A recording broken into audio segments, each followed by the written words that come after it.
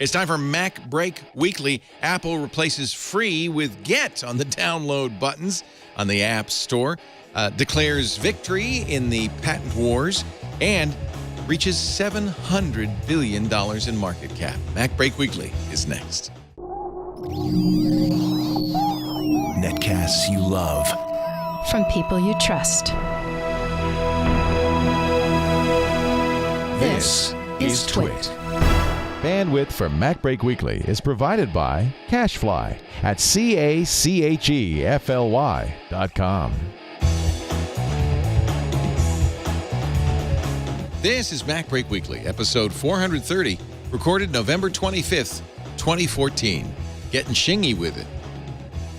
MacBreak Weekly is brought to you by SmartThings. SmartThings lets you control and monitor your home anywhere in the world using your smartphone. To get started, visit smartthings.com/twit and you'll save 10% off any home security or solution kit when you use a code TWIT10 at checkout. And by Personal Capital. With Personal Capital, you'll finally have all your financial life in one place and get a clear view of everything you own. Best of all, it's free. To sign up, go to personalcapital.com/MacBreak. And by Harry's. For guys who want a great shave experience for a fraction of what you're paying now, go to harrys.com. Get $5 off your first purchase by entering the code MacBreak when you check out. It's time for MacBreak Weekly, the show where we cover the latest Apple news with our good buddies. Andy Ihnatko to my left from the Chicago Sun-Times. And he's accompanied by his cosplay team. There you go. I'm having a reality show of who gets to be my office assistant for the next 3 quarters. And this is the cosplay episode in which you had to go. They had a hunting list of, they had to get at least 8 people, including 2 celebrities, who take their picture and post and tweet with the hashtag Andy Ihnatko's intern search, and it depends on their Q score. But they're a fun group of kids. I enjoyed having them work out for about 3 months before I fired them all because I didn't need them. I wish we could do that. That would be so fun. I wanted all of our interns to wear red Star Trek shirts. And Lisa wouldn't go for that. I thought, oh, that's great because they're the red guy, but she wouldn't go for it. You really kind of have them by the throat now because college education is so expensive that if you withhold the college credit they're promised to get for the internship, that's like $9,000 down the hole. And that's why we pay him $25 a week. Rene Ritchie is also here from imore.com. Hi, Rene. Hey, Leo. I can't help but notice that they put the red shirt on you today, though. They did. I am a red shirt today. Look at that. Why is it? Where's that coming from? Is that me? No, that's okay. Okay, all my devices are ringing right now. Oh, I hate it when that happens. This is our backup solution in case the connection goes away. So that's like Apparently Google Hangout. Yeah? It's not a good backup solution. No, it happens in my house, and it's really horrible. Man. It happened yesterday. I was booking our vacation for next year. So I'm talking to the travel agent. She says, well, it's going to take a while, so I'm going to call you back. And so there were several callbacks. And each time, because she was using my Google Voice number, my computer rings. I have finally 5 or 6 phones, tablets. They're all ringing. But the problem is they all ring with different tones. I think this one has this Three Stooges thing. Can that trigger your continuity, too? So yes. That triggers continuity. Oh, everything is going off. And... but I pick up one, but it doesn't matter because it takes a while for the rest to figure out. Yes, exactly. So every time she calls me back, basically she hears this crazy cacophony of sounds and different ringtones and noises. She must have thought I worked at a symphony or something. I was just talking to like a friend of mine about the differences between like iMessage and like AOL chat and the other chat things, and telling that it's like I have to like readjust my what is the correct genteel behavior, because I have to. I'm used to the idea of trying to figure out. Well, I want to call somebody. Ooh, I don't want to interrupt them in case they're doing something important. But now that the responsibility for someone not wanting to talk to Andy Ihnatko is now on that person's shoulders. Because if I use iMessage, their phone is going to ring, their tablet's going to ring, their computer's going to ring. It's their responsibility to set up blocks to make sure that they don't have to talk to me unless they don't want to. Whereas remember the good old days when you just see there's a green jewel, there's a yellow jewel, or there's a red jewel to say, I'm probably not in a good mood to talk right now, or a green flag that says absolutely talk to me about what disappointed you about last night's Simpsons. We're open for your calls. The thing with continuity that can be frustrating is that it basically uses Apple's push notification server to alert you, the other devices, to the call. So it essentially sends an iMessage to your iPad and your Mac, and then when it discovers they're on the same Wi-Fi network, it does something very similar to FaceTime and sends the audio call over. Oy. But if once you hang up, it's got to send another message telling them you picked up on the other device, and depending on the latency of that message, it can keep ringing for seconds and seconds and seconds. It's a universal problem. Skype does this also, and I think there's no good fix for it. But wow, Zero latency messaging, Leo. Zero latency messaging. That's what we all need. So I am in a red jewel today because, well, the holidays are upon us. We have a late Thanksgiving in the U.S. this year, which means that everywhere else is celebrating Christmas already. Traditionally, we wait till the day after Thanksgiving, right? I haven't got the tree or anything. But because it's so late this year, we're kind of behind. So I thought, I'm going to break out the red sweater. I only get to wear it 1 month a year, and now is the time.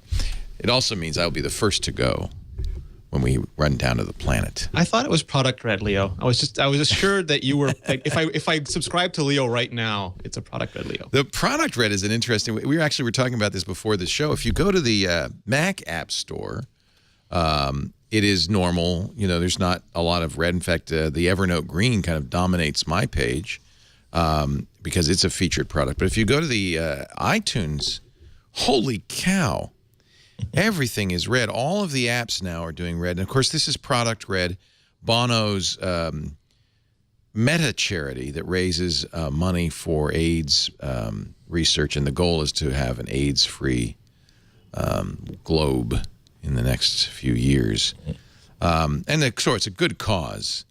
But must be Apple. Does anybody know, did Apple do this? Because even Farmville is going red.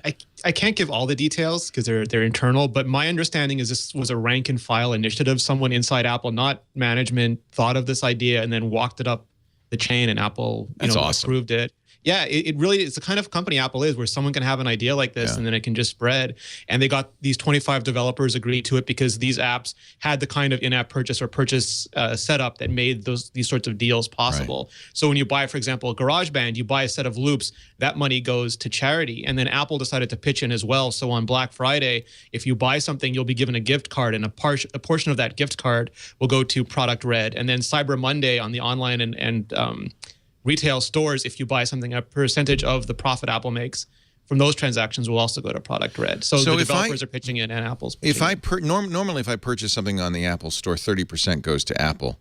But they say in every case here, 100% is going to Product Red. So that means Apple's giving their 30% up as well? Yeah. Wow, that's great. So here's an example, a wonderful game, Monument Valley. And they have a whole separate level pack that you can buy that will only be available through December 7th. And by the way, I downloaded it. It's really hard, which is great. So and the same thing with Angry Birds. They have special levels that are in-app purchases. And in this case, it's 99 cents for Ida's Red Dream. It's not a lot of money, but that's nice because it goes straight, 100% goes straight to Product Red.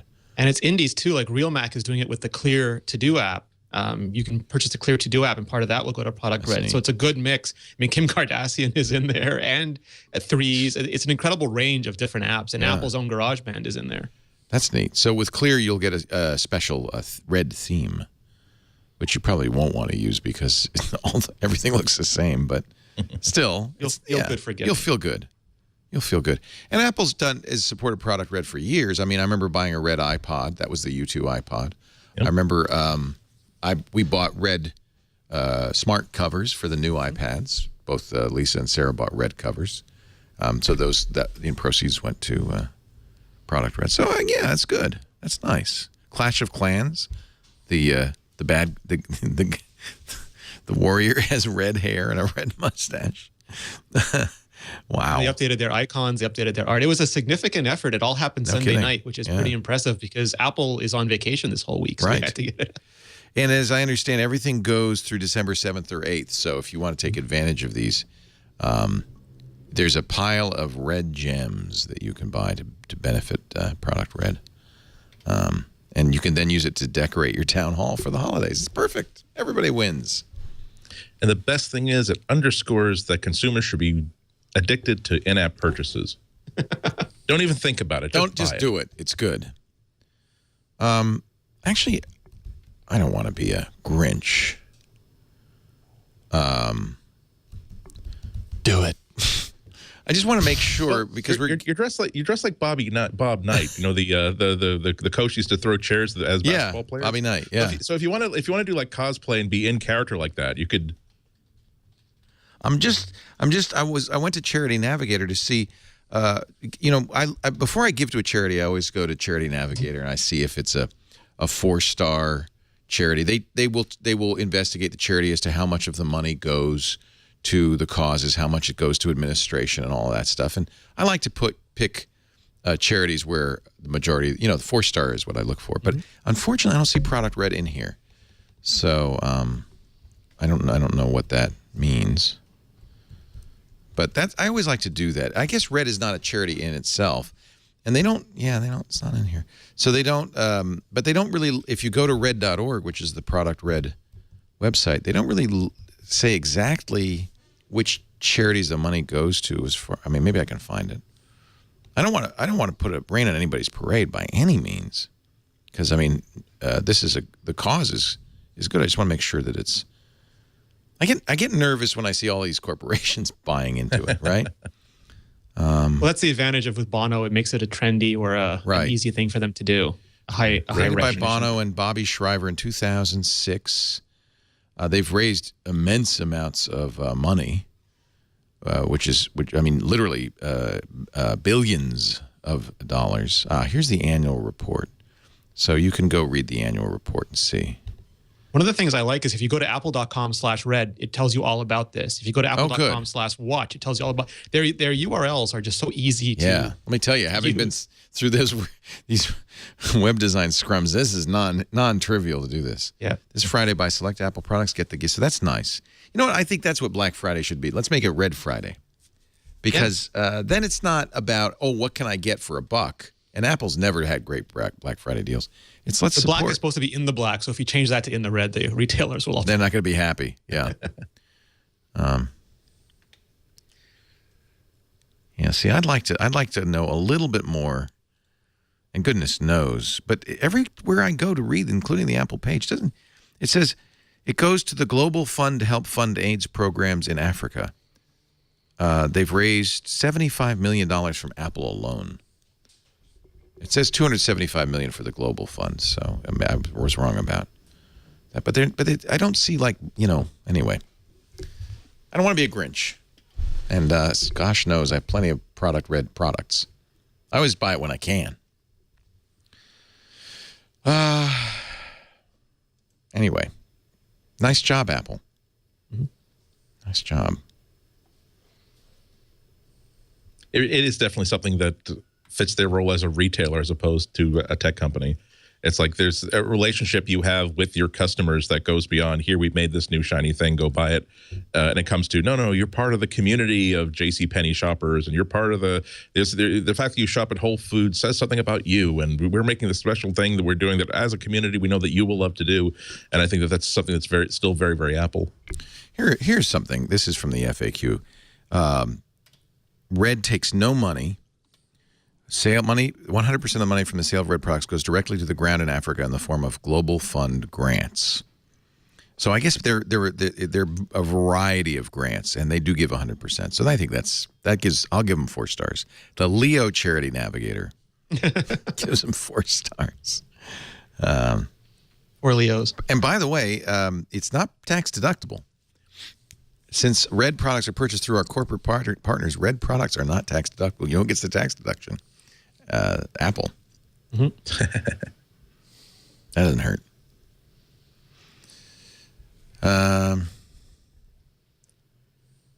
Those poor people in Ireland not getting their fair due in taxes. That's just breaks my heart.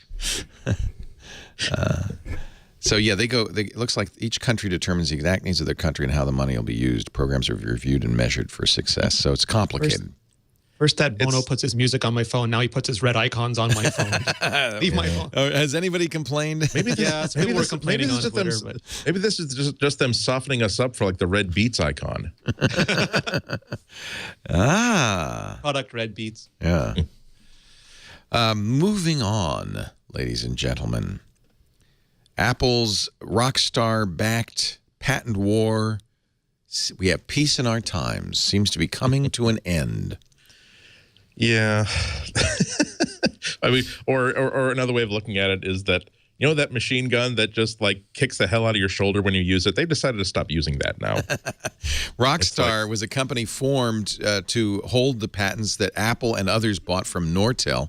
Apple there was a Microsoft, BlackBerry, Ericsson, Sony, and Apple paid $4.5 billion, but Apple's the biggest of the five because they put $2.6 billion into the Nortel patents. They then formed a company called Rockstar, which is what is euphemistically called a non-practicing entity, or an NPE. Others might call it a patent troll. Others might say merely it's a patent defense organization to make sure that the people who invented the products get paid appropriately, or who own the patents bought the patents from the people who invented the products. Rockstar had sued many companies, including HTC, Huawei, Samsung, that make Android devices. It seems like Apple has lost its desire, its will to participate in this. In fact, there was an article this morning. I forget. There was one of the analysts wrote an article this morning that said that, you know, given the lagging sales, especially I think the Galaxy S5 numbers were much lower than expected. Yeah. That Apple doesn't see them as the threat that they once saw them as. Apple might be declaring victory, mission accomplished, perhaps. I don't know. I mean, I always have seen a parallel between Steve Jobs coming back to Apple and saying, you know what, this fighting with Microsoft, it's not doing us any good whatsoever. Right. Let's just get rid of this. And I have no inside information about this, but it just seems like there's not the same sort of DNA level bile about Google inside Apple that there once was. Now that Tim Cook is large and in charge. And I agree that if it were a really productive thing for Apple to keep doing, they keep on doing it. But I think that right now they're realizing that, okay, things have simmered down a little bit. Let's just stop wasting time, effort, and money on things that really don't matter anymore. Yeah. Especially, I think it also maybe there's a factor that 2 years ago, Android had yet to really distinguish itself the way that they have in 2014. And maybe Apple was internally thinking, well, look, they are just simply copying us step by step by step by step. They're always every version of Android will be a clone of the iPhone. And now that it looks like, no, there is real diversity of hardware. No, these two platforms are almost completely distinct, or as distinct as two different touchscreen 4.9-inch, 4.7-inch phones can possibly be. Maybe it's like, okay, that might have been a big worry in 2011, but it's no longer a worry in 2014, 2015. Yeah. It wasn't just Google, though. Apple was Rockstar was also going after Cisco. Microsoft and Microsoft was part of Rockstar, but so they were going after other people besides Android. Cisco, in a investor call last year, apparently spoke somewhat cryptically about a resolution that is, quote, constructive for the whole industry. It's also possible that, I'm reading from IAM Magazine, which is from the IP Media Group, and is the kind of the definitive source for this. A lot of people have written about it, but they all refer back to this. Rockstar's settlement with Google could mark the beginning of the end of the Nortel NPE, non-practicing entity. So they reached an agreement on November 12th with Cisco and Google. They may sell it. Are these the ones where Google famously bid pi? When they were in the bidding war with Apple? No. Was it? Yeah, maybe it was. I think it might have been. Yeah, you're right. It was. No, I think it was the constant E. 2.1. No, I think that's actually true. Pi was the Spectrum auction. Okay. Yeah, and I think the Nortel patents they didn't really successfully bid against Apple and Microsoft, so that's good. In fact, so there's two stories in a row that you could rightfully say, although nobody will, oh, Steve Jobs would never have allowed that to happen. One, Jobs was famously against charitable giving, right? And he wanted it personal. He was afraid. He didn't like it in terms exactly. of Apple. He wanted them to do it personally. you want a corporate thing. Yeah. And he was, of course, the guy who declared thermonuclear war against Google and Android. He was very mad about it. And I think in both cases, this is a kinder, gentler Apple. Yeah. But to be fair, he might have talked him. Other people might have talked him down from there over the past 3 years if he had survived, or even he himself would have said, "Yeah, okay, we're done. Let's find a way. Let's find a way that we can basically say that we did what we set out to do and then go home." I think you have to eventually, and I guarantee you, Steve would have come to the same conclusion. See that the cost of this patent war is higher than the benefit, and that's, I think, pretty obviously what happened. And Samsung's down 30% this year. The S5 has been a flop, and maybe they did win. Maybe they can declare victory. Although it's sort of a flop the way that the iPhone 5C was a flop, that any other manufacturer would still love to have that. What did they say? 12 million units of the Galaxy S5, something like that. Yeah. Well, that's a lot less than the S4, and it's a lot less than the iPhone 6. So, let's take a break. Andy Ihnatko's here. Rene, Ritchie, Leo Laporte. We're talking about Apple and Macintosh. And, something that we keep waiting for Apple is some home automation solutions. Apple Home, Google's doing it. But really, the solution has to come, I think, from a third party that unites them all, because the problem is you've got this Tower of Babel where you have a variety of different devices, all with different protocols. That's why SmartThings did their Kickstarter project a couple of years ago, raised a lot of money, and created this, the SmartThings Hub. This hub talks to everything. Your Nest thermostat, your drop cam. It'll talk to your Schlage locks. In fact, if you go to smartthings.com, you could take a look and you'll see all the different devices. And then what's nice is you control the hub and then hence all those devices from your iOS device, from Android, even from Windows Phone. That's how committed they are to cross-platform.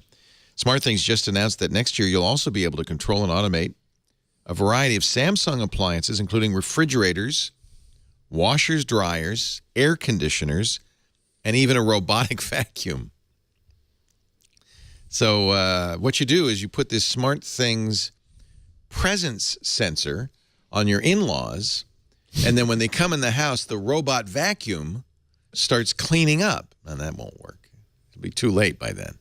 There's so many things you can do. In fact, SmartThings starts you off with these solution kits or the home security kits that give you the hub plus the extra SmartThings sensors to get things done. Control and automate your lights and small appliances from wherever you are. You could start dinner from your office. Get instant alerts to prevent a small leak from creating a major flood. Stay connected to your family by getting notifications when people come and go. You actually could put these little sensors, presence sensors, in your kids' backpacks, and you'll know when they come in the house and when they leave the house. You can get notifications if someone you don't know tries to enter the house. Protect valuable items, secure areas that are off limits. With the SmartThings app, you can easily see what's happening in every room and with all your connected devices. It's like having the home in the palm of your hand. So what they've done is they've got these great kits, the solution kits that you can pick a thing that you want to do, and the solution kit makes it happen. But, of course, it's completely extensible because now you have the hub. You can get more units. You can get other people's units, and it'll all work together. They also have the home security kit because a lot of people want to do home security. So those are the two choices there. Now, I can get you 10% off any of those kits by going to smartthings.com/twit. Use the offer code TWIT10 when you check out, 10% off, plus free shipping within the U.S. smartthings.com/twit. The offer code TWIT10.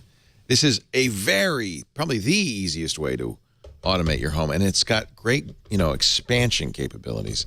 You get started, you do one little thing. That's why they're so smart with these solution kits. You do one little thing, now you can easily add more. And really, it takes just a couple of minutes.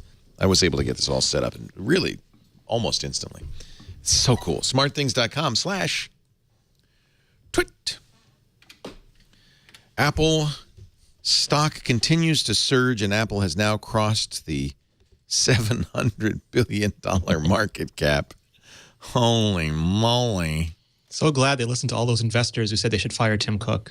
Sorry, analysts, yeah. Yeah, and listen to me when I said short Apple last year. Boy, was I wrong. But see, if you listen to me for stock advice, you're making a big mistake.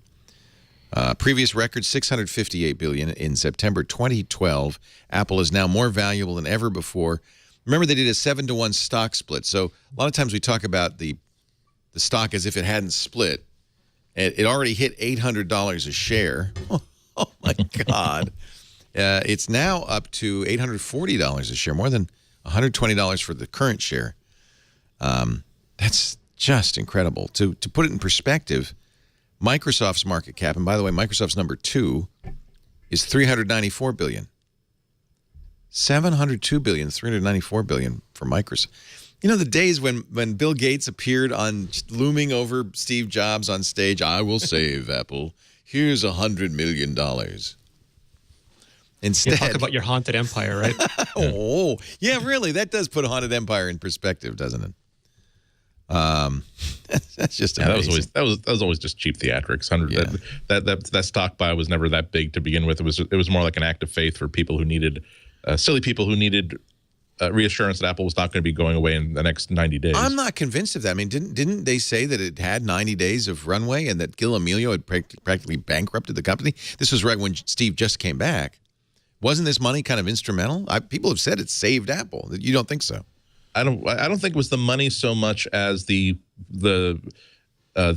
was this hammer, I think, that was over Apple's head, basically saying that Microsoft could kill Apple if Microsoft made it not work with Microsoft Office or made it not work with the operating system and the software that powers all American business. Yeah. And so this was, at least, if the money, I'm sure was a positive thing, but I think mostly it was the assurance that there is another company that has faith that Apple is going to be a successful enterprise at some point in its future. I don't think this is where I have to back off and say that I know that this is what I have been told by people who understand finance, of which I am not one of those people, and I don't pretend to be a business analyst, but I have been told by other people that the money was nice, but it was mostly they feel as though that was, of the entire package, that was not the most important part of that announcement. Let's put this in perspective. If you had bought Apple when it went public in late 1980, in current terms, the stock was around 50 cents a share in 1980. And, as you go through the 80s and the 90s, $1, that's doubling. $4 in August 2000. You head up to October 2007. You got $26 a share, and a little dip there. Then another jump here. This is 2012, its last peak. Here we are. If you look at the graph, and those of you watching video, it's currently $118 a share. If you'd bought that share when they first went public at 50 cents. I'm crying right now, Leo. Just crying. That's pretty amazing. Yeah, but ideally, when you set up that scenario, that's I buy 1,000 shares of Apple stock. Then, as soon as that transaction is complete, I go outside to get a paper. I'm hit by a bus, and I'm in a coma for 20 years. Yeah. And my power of attorney denies my people the ability to actually make any transactions. Yeah. I don't think there's anybody who would have said all those dips and all those little fluctuations that would have held on to all those shares all that time. No. But if you'd spent $500 for 1,000 shares in 1980, it would be worth $118,000 now. So there. And by the way, that's adjusted for the split. So we're pretending it didn't split. Actually, we're pretending it. Well, I don't know what we're pretending. We're just pretending. It's a lot of money. We're pretending we had this stock. That's what we're pretending. And what would we have done with it? You can use gravity to go back.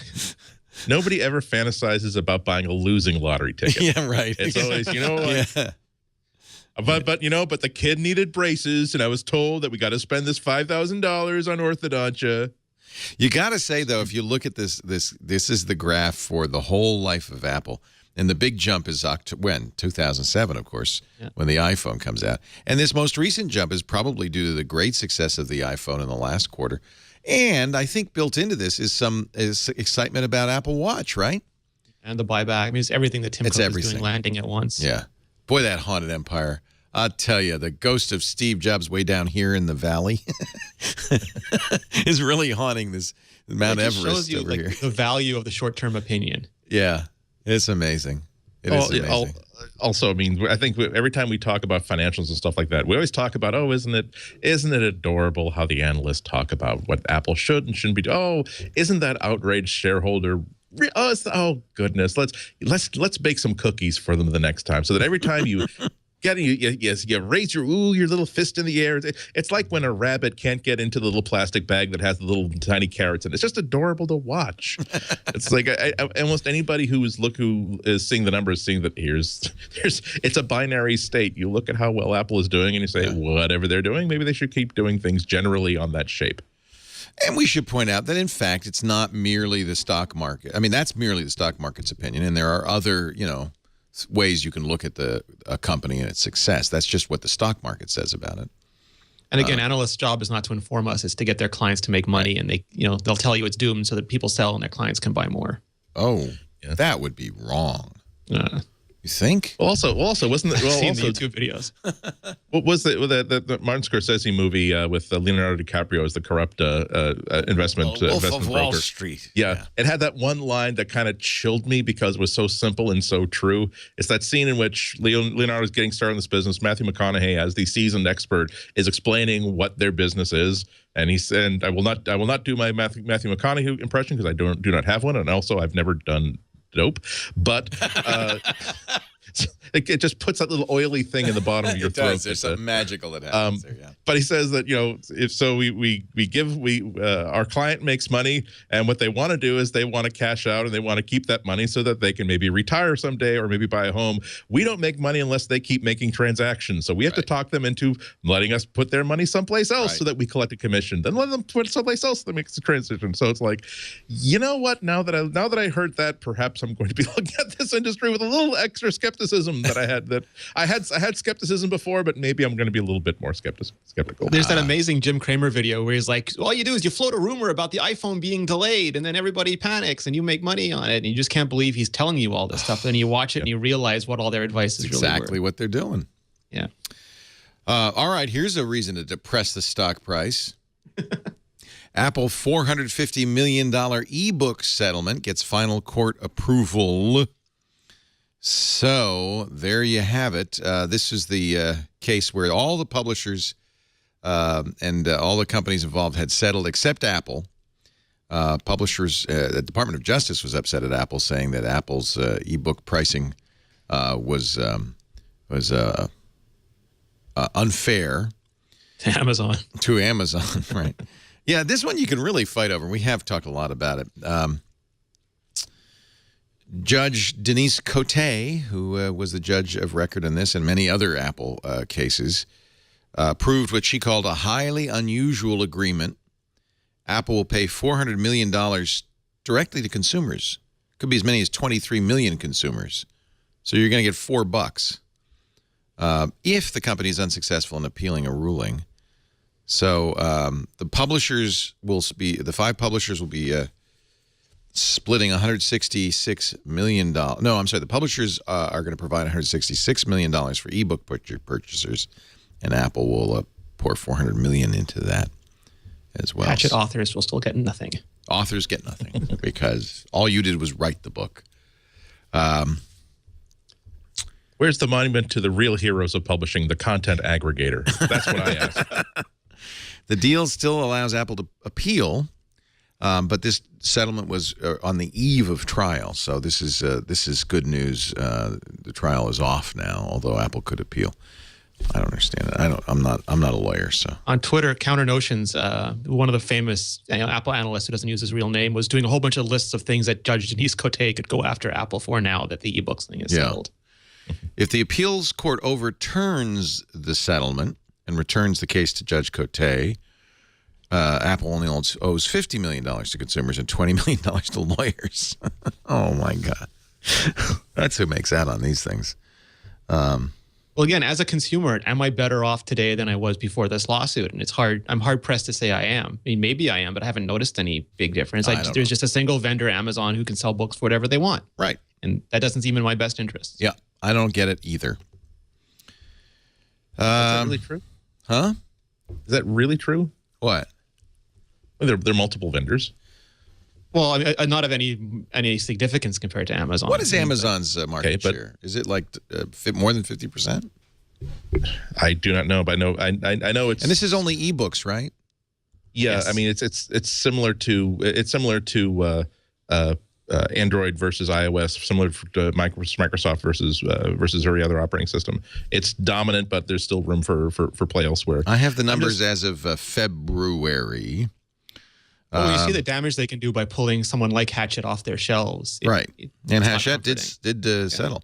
The proportion of all ebooks sold by Amazon, well, ebooks now make up 30% of all book sales. So 70% are still books, but ebooks are 30%. And of those 30%, Amazon has 65% market share.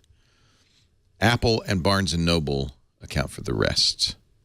So it's not completely dominant. Amazon's current revenue from books, well, see, they haven't broken out ebooks, but from books is $5.25 billion. And these are some good numbers. This all comes from a New Yorker article early this year. 53% is the effective discount Amazon receives from Random House. Although I think the argument was their ability to sell at a loss, to sell as a loss leader, because they're supported by other businesses, when that makes it hard for companies that don't, like Apple can compete with that because they also have other business lines, but it makes it hard for companies just trying to sell books to compete with them. And it also, in the author's views, or the publisher's views, devalues books so that once the price goes low, people won't let it go back. Here's a good number that means nothing, but Penny Marshall, remember, she wrote a memoir called My Mother Was Nuts that nobody bought. Sold 17,000 copies. However, Amazon, which published it, had paid her $800,000 in advance. So effectively, she got $47 a copy for her book. And since it was Amazon only, and one of the reasons she only sold 17,000 is only Amazon could sell it. Anyway. Yeah, I have a feeling Amazon is more detrimental to the overall. However, I continue to buy books through Amazon because it sure is convenient. Do you buy? I like my Kindle books. I like my Kindle. Do you buy? Does either of you buy books from Apple's store? I do. I buy both because being in Canada is weird because sometimes I'll go to Amazon and I'll say, I want to buy that Wolverine trade paperback, and it'll say not available in Canada. Then I'll go to iBooks and be able to buy it. Or I'll go to iBooks and say, I want to gift this to Andy, and it'll say, sorry, you can only gift in Canada. Then I go to Kindle and I can gift internationally with Kindle. So you have to jump around a lot. Is it reasonable? I mean, we've seen Apple take over music sales. You know, the vast majority of all music sold is sold through iTunes. Is it reasonable to think that the same kind of thing will happen to books, that people will stop buying physical books? It's only 30% Kindle and other ebooks now. Is it conceivable that we'll just see the end of paper books and everybody will buy ebooks, and then will it be dominated by one company or the other, or will be split by the two companies? I feel like Amazon's going to own that market. Well, I think chiefly because they're doing something that Apple isn't doing, which is saying we do not require you to own one of our pieces of hardware to be able to read this book. That's why I never buy books off of iBooks. I do. The typography is better. The app is prettier, but I don't like the fact that switching to Android would have been a hugely complicated and unattractive proposition if, oh no, all my music is locked to iTunes, all my books are locked to iBooks, all my movies are locked to iTunes.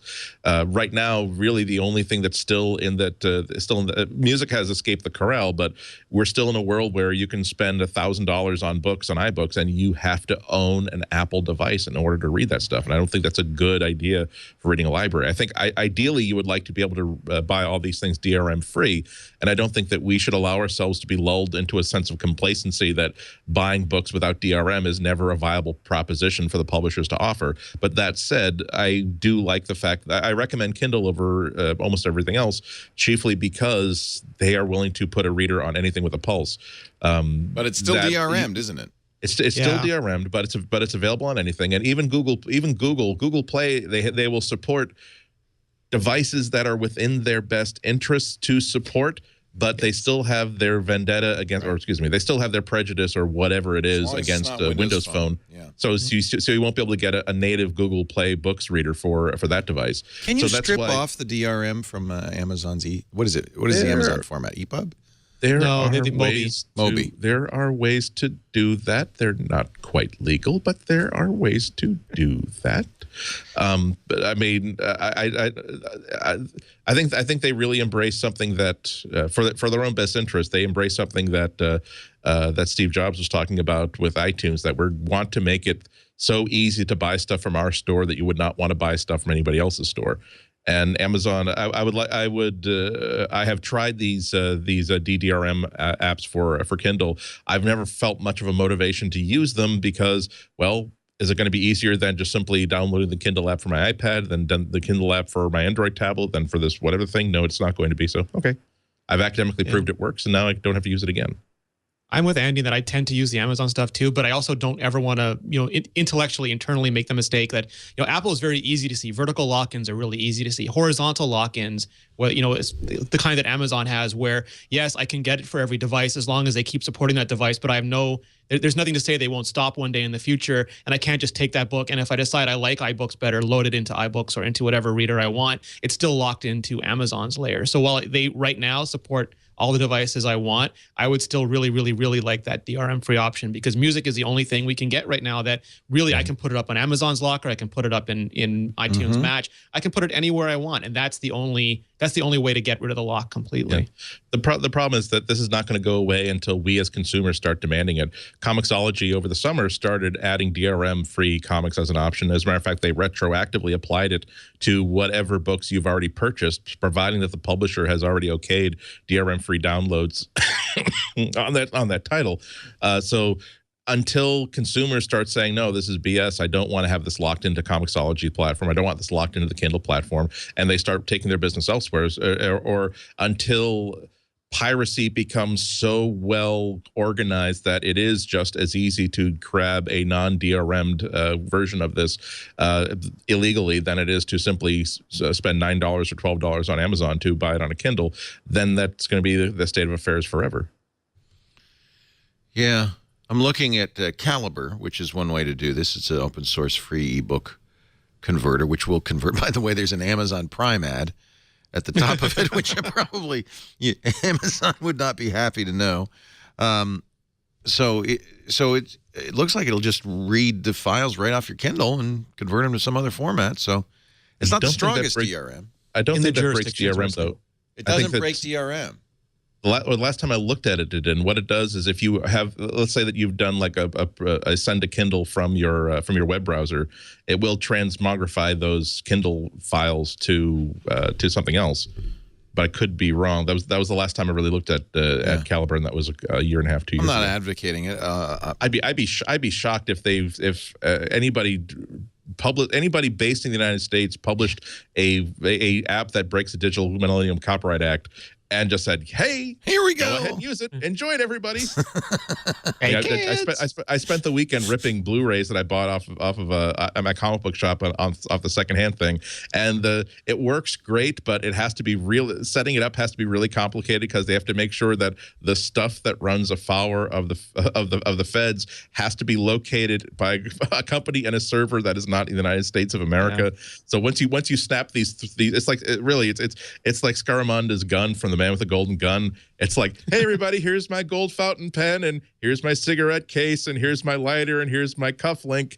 And if you want to snap them together and make a working gun, I suppose you could do that, but we're really just selling you a pen and a cigarette case and instructions for how to snap them together into a working gun. Hey, our hands are clean. We are going to take a break. When we come back, some interesting results on color accuracy on the iPhone versus other phones. But first, a word from our friends at Personal Capital. Love Personal Capital. It is, in fact, it was the founder, Ed Harris, who first told me about Personal Capital when he was on our show Triangulation. He's the former CEO of PayPal and Intuit. We were talking about finance and money. And he said, I've got this thing we're going to do called Personal Capital. I signed up for it then, and I've been a member for 2 years now, and I love it. It's free. It's secure. It's easy to set up. And it solves two problems that people have with keeping track of their investments. The first, of course, is that everything's on different accounts. Your bank account, different website, new password. Your stocks, your 401k. I have 401ks from 3 previous employers, all on different sites with different passwords. Your loans, your mortgages, it's all spread out all over the place. With Personal Capital, it coalesces all this stuff into a single page. So you can see exactly how you're doing very quickly on your desktop, on your phone, on your laptop, on your tablet, anywhere. And then, of course, there's the issue of how are you managing your money? Are you doing it yourself? Could be a bad idea. If you're using a manager, are you paying that person too much?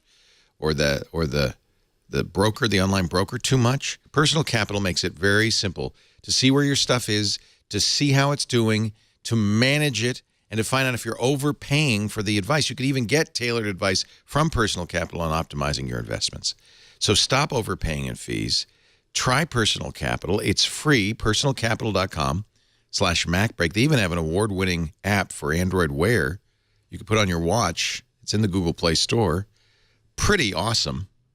Personalcapital.com/MacBreak. Set it up today. It's the smart way and the free way to grow your money, whether you're planning to buy a house, putting away money for a rainy day, or investing for your retirement. You need to pay attention to it. You can't ignore it.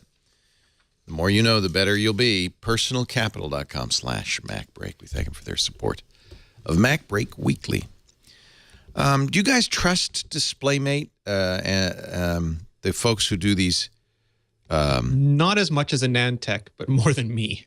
Not as much as a Nantech, but more than you. So what a Nantech says is the definitive source. Although with Anand gone and Brian Krug gone, two of their best people, I don't know whether to trust a Nantech still or not. Yeah, Ryan is awesome. The new editor-in-chief is really good. Okay. Yeah.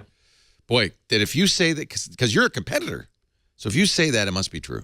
I don't view them as I mean, they do completely different stuff from almost every other. Like they're so good. Yeah, I mean, I agree. I think Rene and I are probably on the same page where we love DX. I love DxO Labs. I love Anand because I don't understand at a deep level how CPUs are architected and how the technology is about creating CPUs.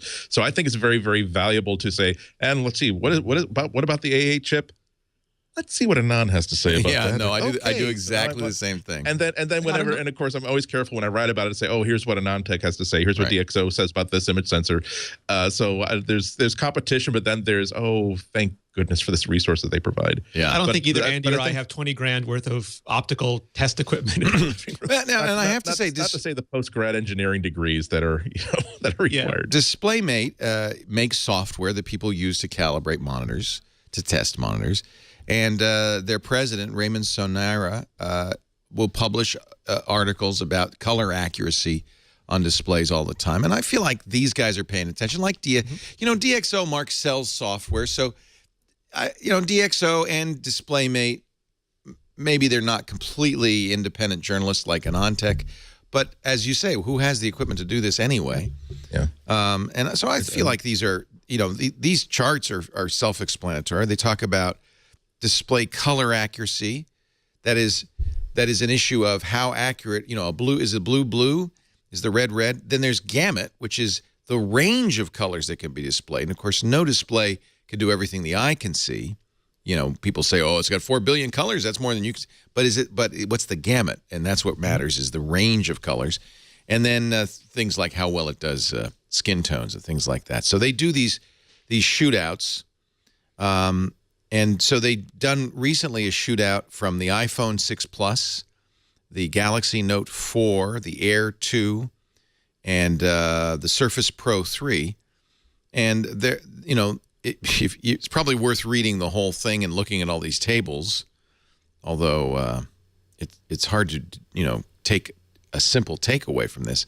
But I will boil it down, I guess, to the best display color right now, most accurate in absolute color accuracy, is not the iPhone, but the Galaxy Note 4. And the second place is the Microsoft Surface Pro 3, closely tied with the Galaxy Tab S 10.5. The iPhone fairly far, and the iPad Air fairly far down in terms of accuracy, skin tone accuracy, organic color accuracy, blue region color accuracy. It does better with skin tone. It does better with organic color. Does terrible with blue. White point accuracy, very poor. So you disagree with these, or? Agree and disagree. I mean, I react the same way as when I react to DxO's score of the iPhone 6 Plus as the best camera sensor in any phone out there. It's good. The graphs are if the math or their findings are incorrect, there are other nerds out there with the same engineering degrees who will prove them wrong.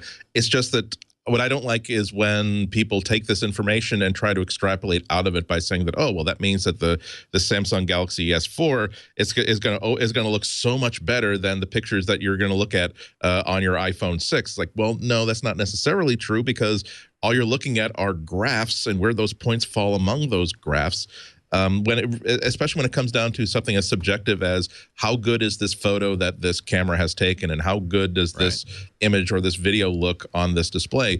Because if someone tells you that I think that the iPhone 6 display looks fantastic, you're not allowed to then say, nah, you're stupid. I can prove to you that you don't prefer this display. See, look at this graph. Look at what this triangle is amongst that graph. So it's valuable as far as it goes, but that's only one part of the story. And this is part of it. I had one of those eat my own dog food sort of moments earlier this year when I was buying my camera, where I was spending a lot of time. It was between 3 or 4 different models that I was having a hard time choosing between. I kind of had the instinct that the Olympus OMD EM1 was going to be the one for me, but I was looking at all the technical explanations of the differences between the image sensors on DxO and the scores that DxOMark was giving for each one of them, and I was almost allowing myself to tell myself that no, the Fuji takes better pictures than the X100 takes better pictures than the Olympus. See, look at this graph. And I had to sort of walk away from it for 2 days to think about the totality of the experience that a camera provides, and all the things outside of this. What they're only looking at this little wafer of millions and millions of transistors to tell you about how these millions and millions of transistors interact. Whereas the difference between the Olympus and the Fuji was that the Olympus has this amazing 5-axis digital image optical image stabilization that compensates for pretty much whatever you want to, whatever failings you think it has. So I think it's the same thing here. I think it's significant that someone is coming up with empirical mathematical evidence that one display is better than the other, but I don't think anybody's going to be buying an iPad instead of a Surface 3 instead of an iPad or MacBook Air because of this score that came out. The only thing that's kind of interesting about it is that if it points to anything, it points to the need for Apple to at least want to. I'm sure that they want to be able to say that we not only have the best perceptive screen, we also have the best technical screen. And so if that means that will put more money into whatever department has to work on that, then guess what? They just got upgraded from generic cola to name brand Coke and Pepsi in the break room. I do have to say that that's obviously not the reason you would choose one phone over the other. It's one of many factors, but I do have to say the Note 4, if you can bear Samsung and you can bear the Note 4 screen is, and I've played with all these phones, consistently the best looking screen. And that's a big departure for Samsung, because these Super AMOLED displays have traditionally not been very color accurate. Yeah. Well, also the difference is that stunning display. I got to tell you. It is. I have been using both of them for the past 3-4 weeks, and I do think it's a gorgeous, gorgeous display.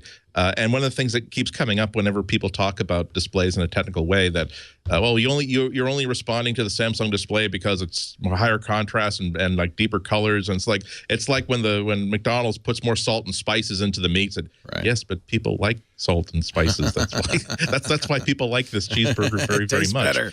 Yeah. There's a couple other things that are worth considering here too. One is that what are the specific technologies good for? Like, for example, dual domain pixels. They don't make much of a difference if you're staring straight at a phone, but if the phones get bigger and you want people sitting next to you, then it helps improve the way that people next to you see the screen, or the new polarization filter. If you're wearing sunglasses, if you're not wearing sunglasses, it makes no difference. If you're wearing sunglasses, then it stops the interference pattern.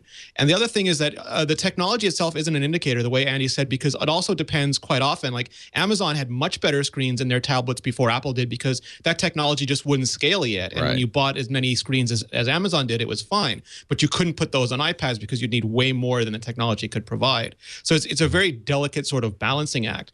My thinking is just that as long as they're close to each other, I'm happy, because it means everyone is being pushed. The iPad Mini 3, it still has a much worse screen than the regular iPad, and I hope stuff like this puts pressure on Apple to give it that laminated display and that full color gamut faster, because when something lags behind, the competition is good for it. When something is raging ahead, it means the competitors will catch up and drive them even more forward. So I like these tests just so much as it drives the entire industry forward. Yeah. I will say, I'm in like deep test mode now on the Surface 3.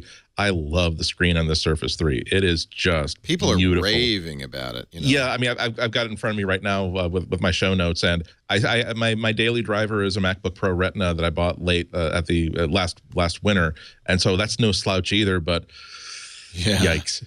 It's like this could be this. It's not something this is something that I keep coming back to, that there's better, and then there's better that you only notice when you have two things side by side. But yeah, the Surface 3 screen is just better. Yeah, just can't get the tiles off mine.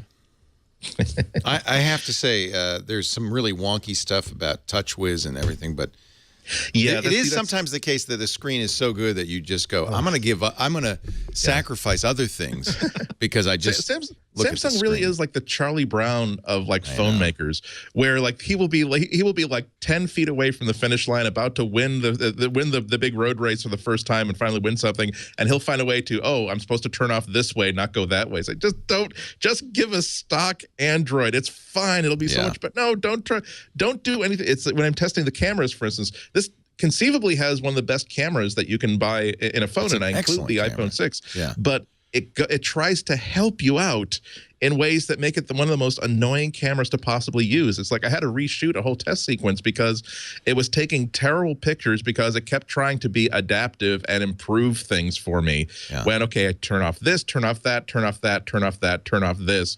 That's why it over sharpens, definitely. Really over sharpens. It goes to really weird low light modes where it starts warning you, please, I'm going to use a super low shutter speed, so hold the phone really, really steady, and it's never going to be able to get a good sharp image like that.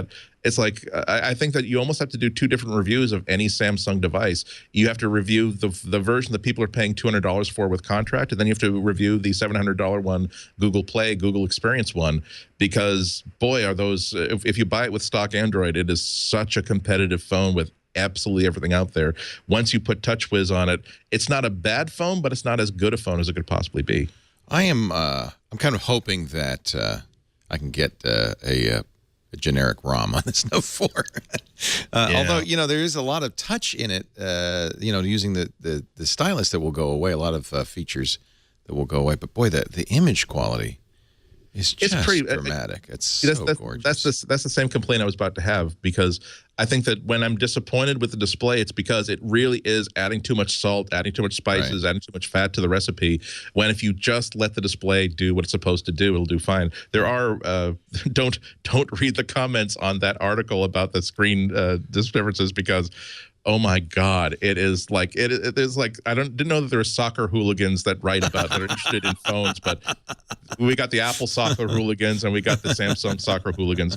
But there is a good point raised, which is that this screen does have several different modes you can set manually if you want. Right.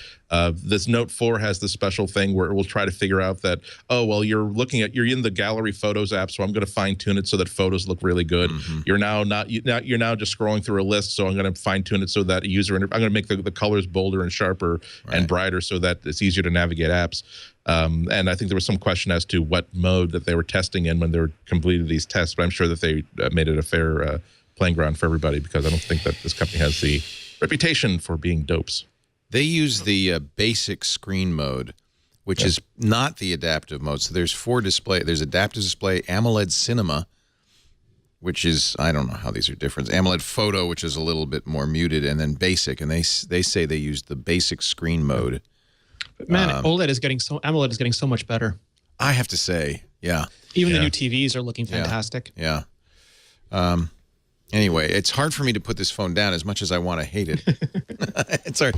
Now, let me point out this article from Ole Begeman, who is an iOS developer. He calls it iPhone 6 Plus Pixel Peeping. And Rene, I'm going to have to defer to you on this one because I did not realize this. It is he says the iPhone 6 Plus, this is the big one, renders things differently than every other iOS device to date.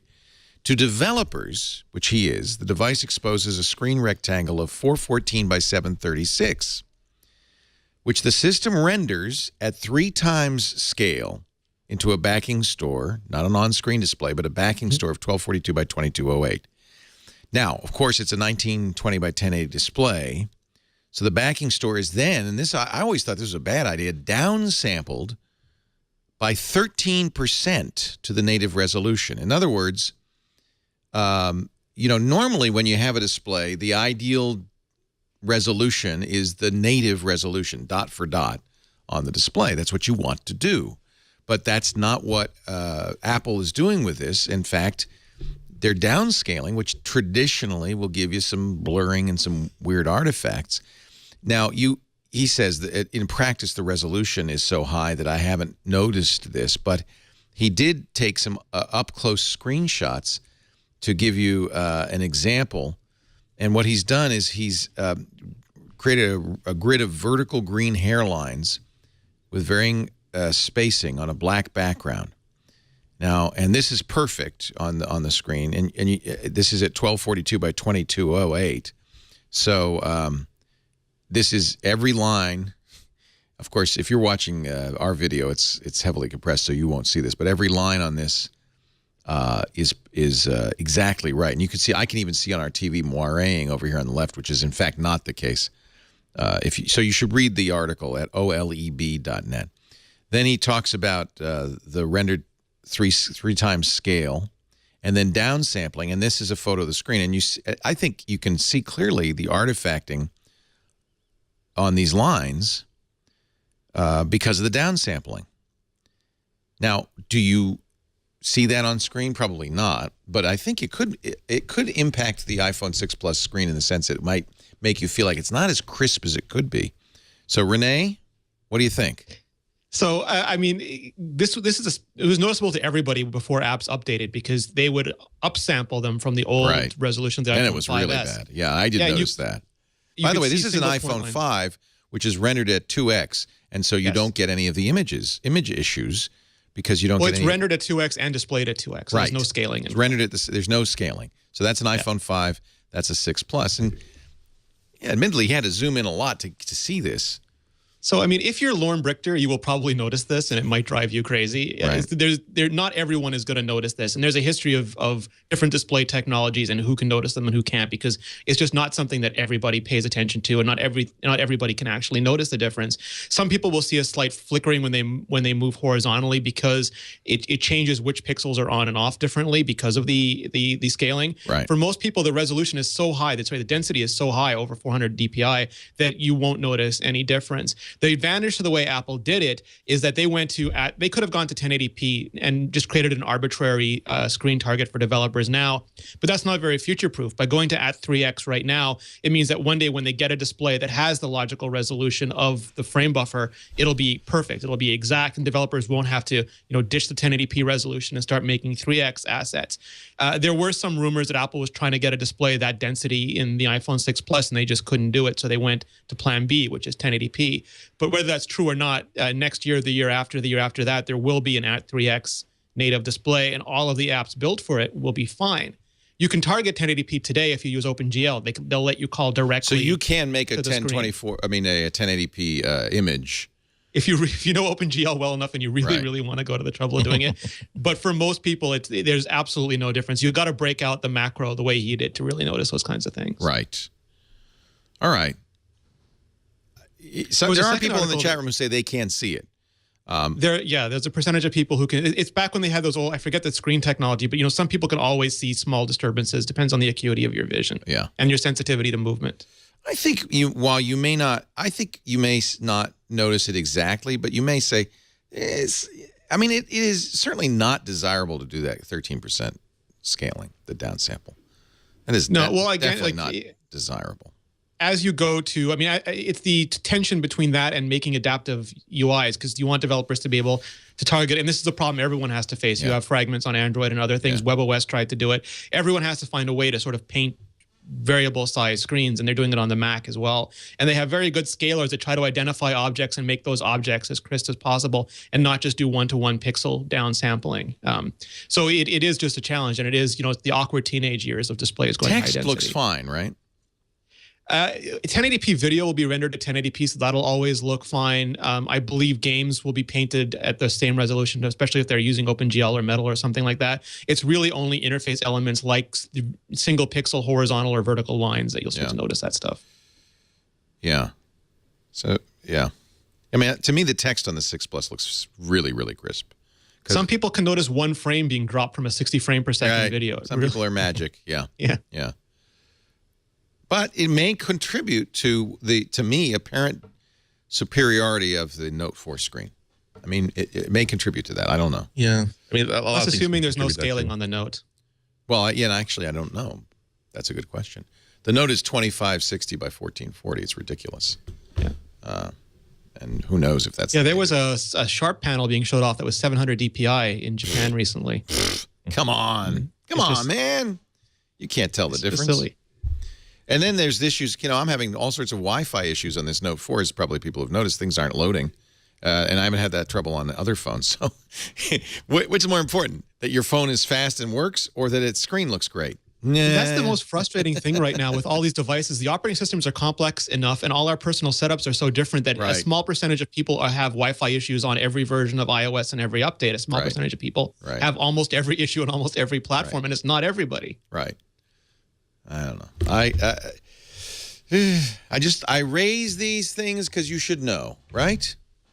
There was another great article. Someone took a microscope to the iPhone 6 display to see why it was, because the iPhone 5S was laminated as well, but the iPhone 6 looks even better. And it turns out the pixels are even closer to the surface, even with the anti-glare coating and the polarization. The screen itself is much thinner, so the pixels look even closer. And a lot of people notice that now, and they go back to a 5S and say, "Oh, I'm looking through a piece of glass. Yeah, it's horrible. Can't go back."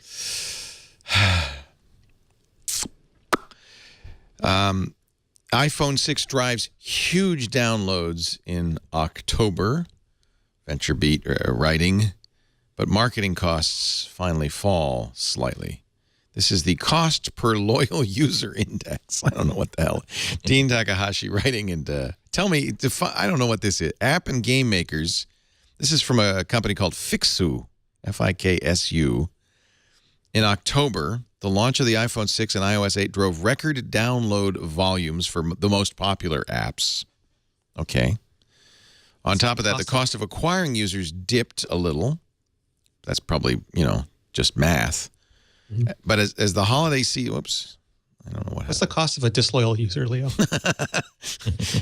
Churn is expensive, right? If you pay a certain amount of money to market to somebody, and they sign up, Netflix, pays whatever, I don't know, $50 to get a new subscription. You want to keep that person for a year so that you can, pay off the cost of acquiring them and then get some money out of them. If they drop Netflix in 2 months, that's called churn, and that means it costs you more to get the user than it did to keep, that you lost them. Retention is cheaper than acquisition. Thank you for making that much clearer.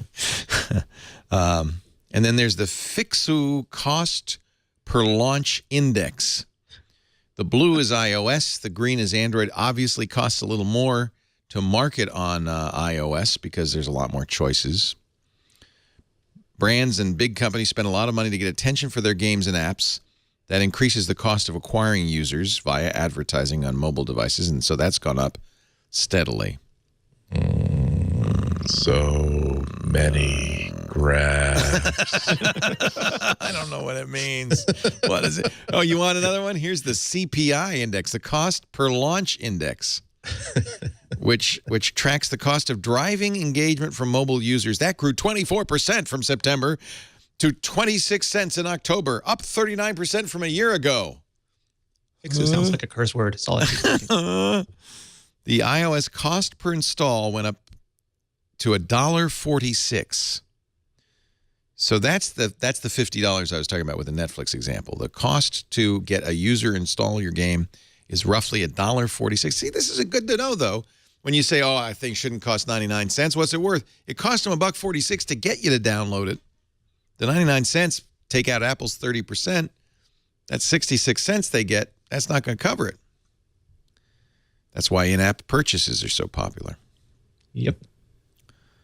They track 3.5 billion app installs and 5.4 trillion marketing events across 1.7 billion devices. Sounds like Fixu knows.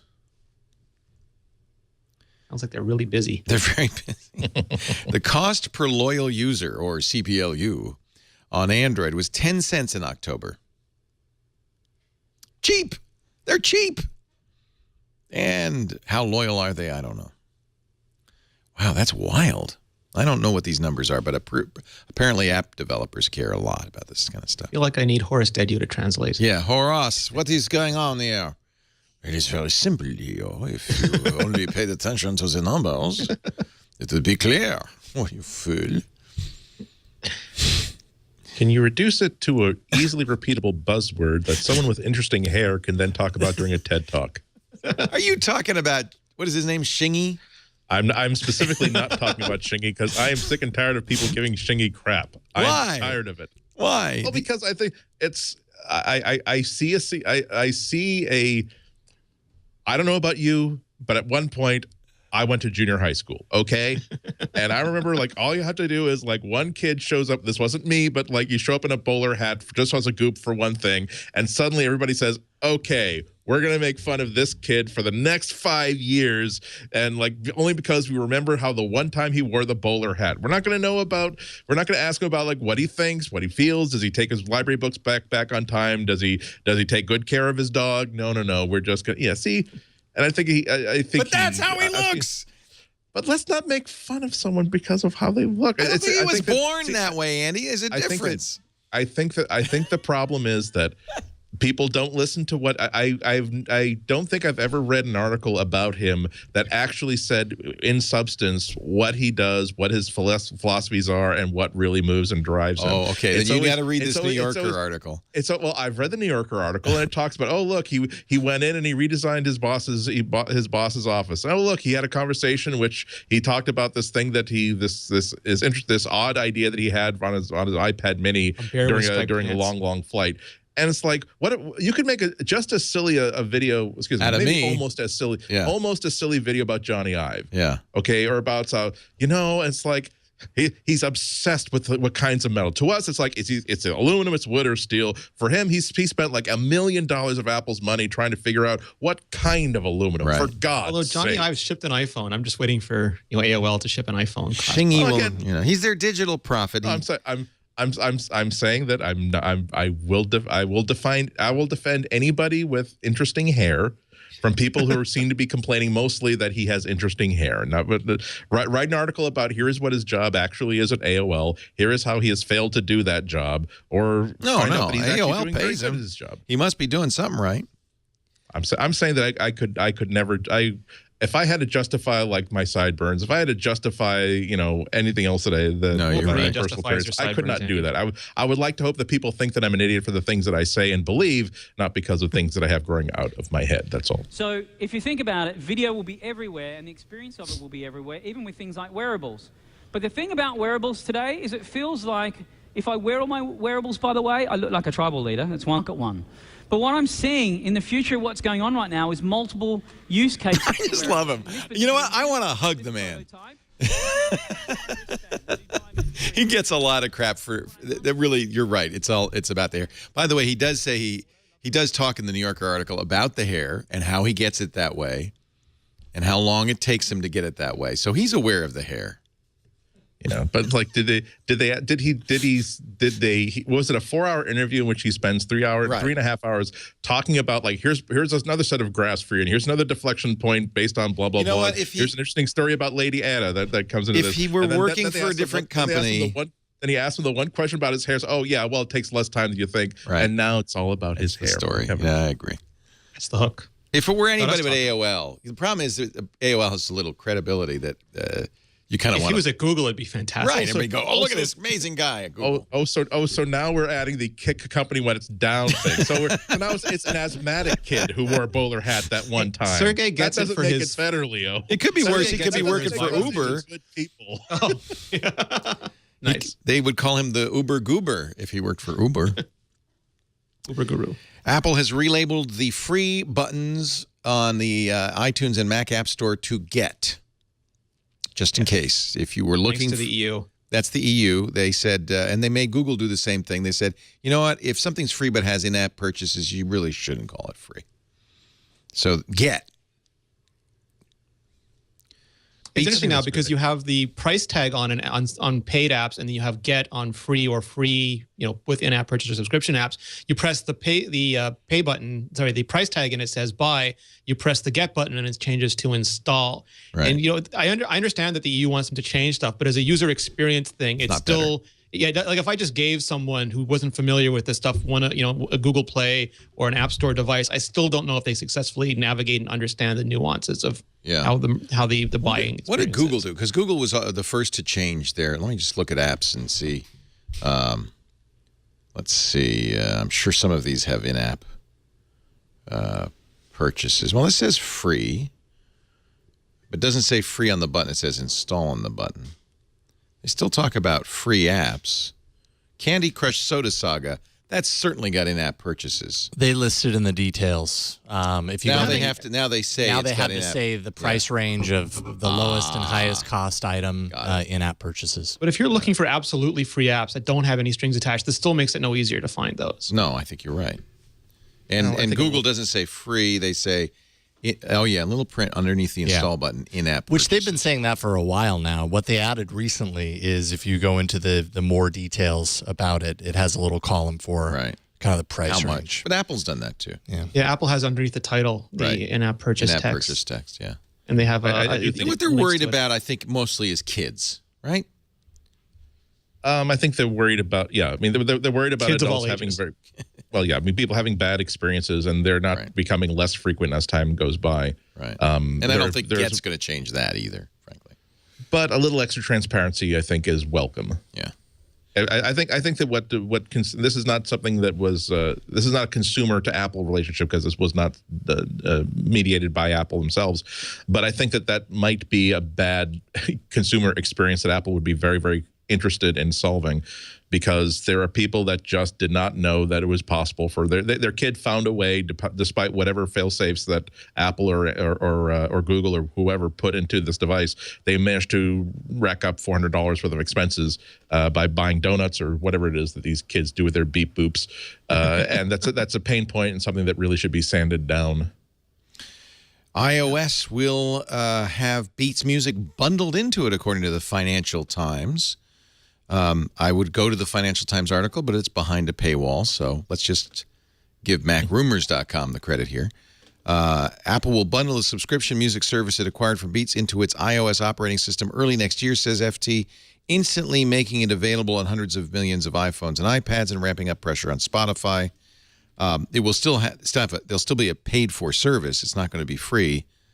The big question there is they say hundreds of millions of devices, which means it has to go beyond the U.S., yet Beats is still U.S. only. iTunes Radio is still U.S. and Australia only. Right. And I don't know whether they've been waiting to go international until they did the merger, because they obviously knew about it, or if they still are going to find it really difficult to go international. But the way the article reports it doesn't seem to conform to reality, as I understand. Well, and the Financial Times is in England, right? Yeah. And there's neither of those there are available. Yeah. Will they rebrand it? Will it say Beats? Will it? I mean, it could be as easy as just putting the app on the phones and the tablets, right? I mean, that's all it means. Or does it mean that iTunes Radio will be modified to have Beats music in it? Well, iTunes Radio is not separate. There was rumors that it would go separate prior to the Beats launch, and it's still inside the music app. So what would make sense, I mean, I can't say what, because I don't run Apple. I'm not Eddie Q. But what would be interesting is if they spun it off into a separate app that combined both the subscription Beats service and the iTunes Radio service. And they were supposedly going to do that. That was the rumor, right? Yeah. And the rumor is also they're going to rebrand Beats into something iTunes and leave the Beats brand for the headphones. Yeah, because it's not like the Beats streaming music service has huge customer uptake. It's still probably one of the smallest, only because it's one of the last. Yeah. So there's no reason to preserve that brand. What you want to preserve, though, is the really cool way that Beats Music lets you choose what you want to listen to. You kind of construct a sentence. You know, I want to listen to EDM music in a dance hall with Shingy, and then it will play the appropriate tunes. The human curation part is what they were really interested in. Oh, is that a Letterman sweater you're wearing?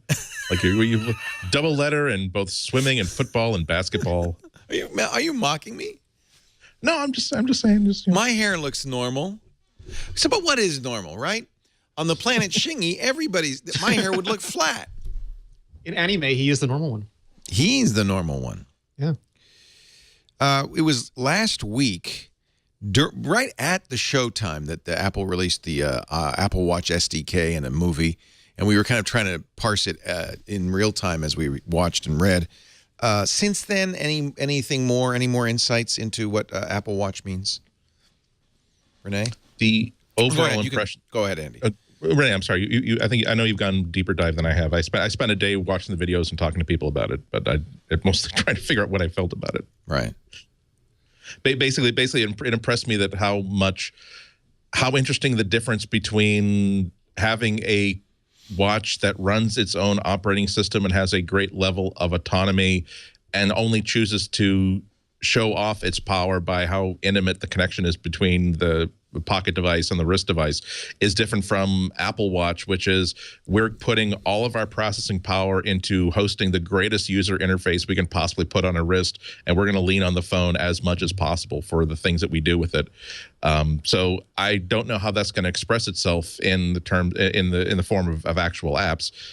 We basically in the past week we've only kind of underscored some of the things we hit on last week, which is that chiefly the watch is going to in the first iteration of the software is going to be simply receiving notifications and returning actions to a phone app. It's going to be pretty much a dumb terminal.